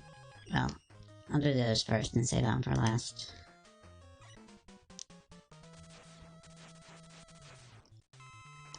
Might use Yamato.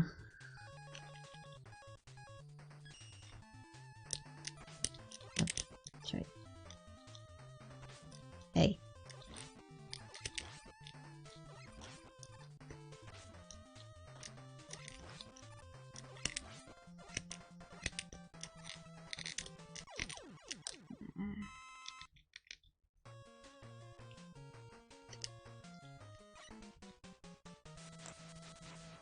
Alright. And then Knight for the Centaur.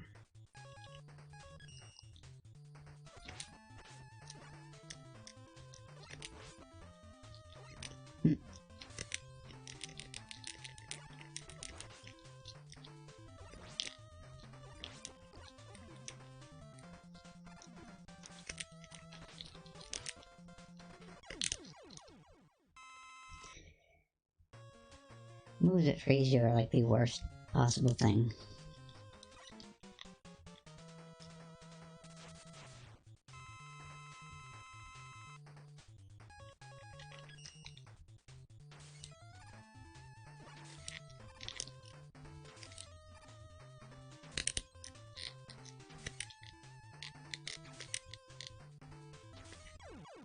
So this one's like pretty much the freebie. Just go to it whenever you're in need of refilling your health a little bit more. Tomahawk use plant.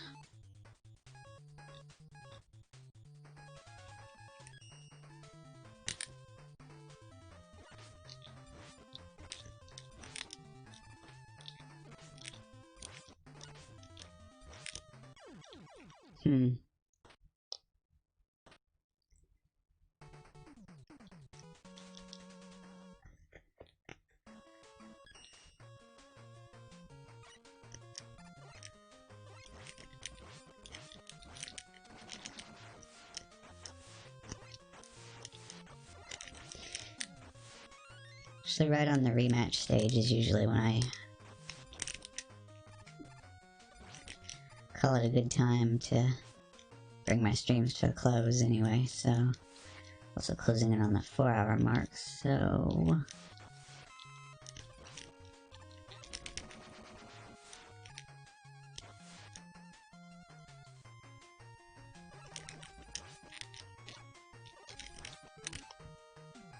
I'll go ahead and get back to the room and then do my save state.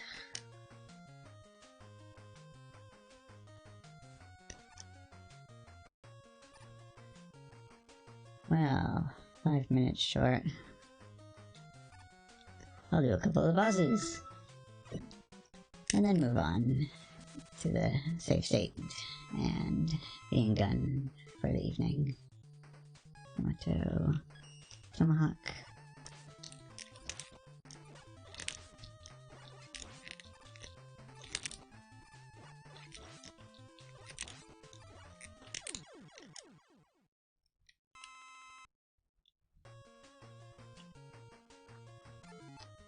Actually, I really ought to leave a save state in the boss rooms, or the rematch rooms on all of the games, just so that I have a nice, easy way to practice all of them. Blizzard use Flame.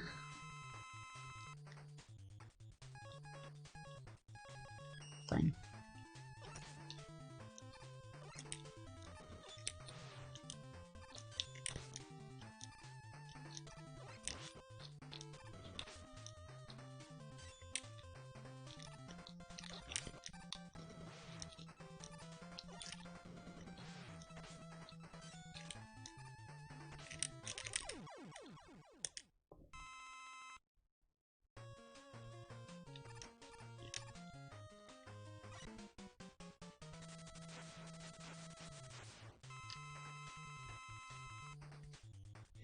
Right, I say just use Buster on him.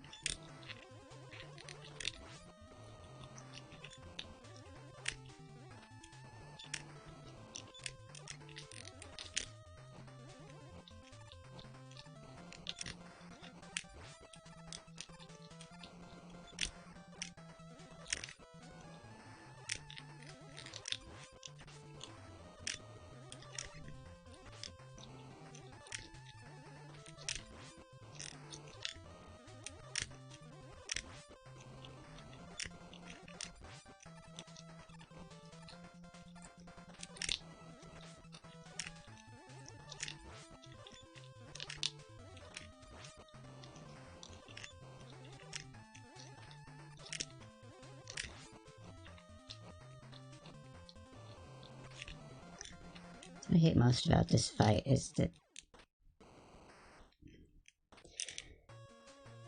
I don't have any good point of reference for his flame attacks there, where to stand away from him. Plant. No, plant.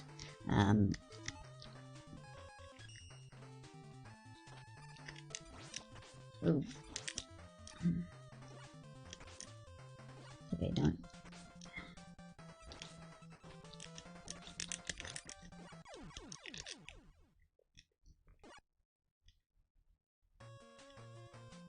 Probably gonna spend most of my practice time on him, I think. That was all the plant too.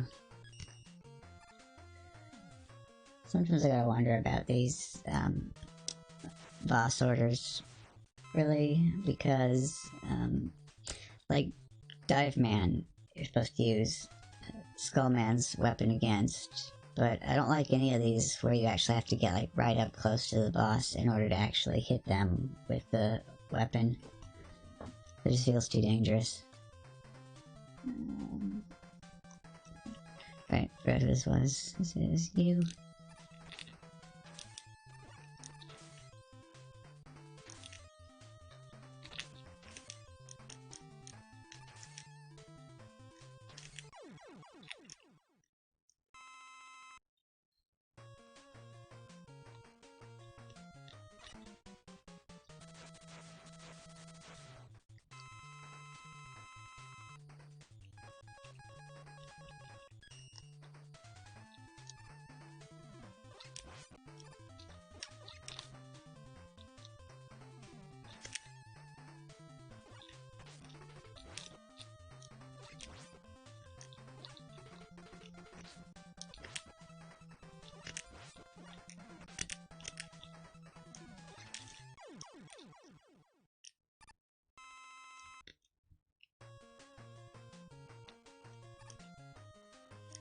Hey, there we go. And that puts me over the 4-hour mark. So, save, so I can keep working on this later. Move all this stuff out of the way here. And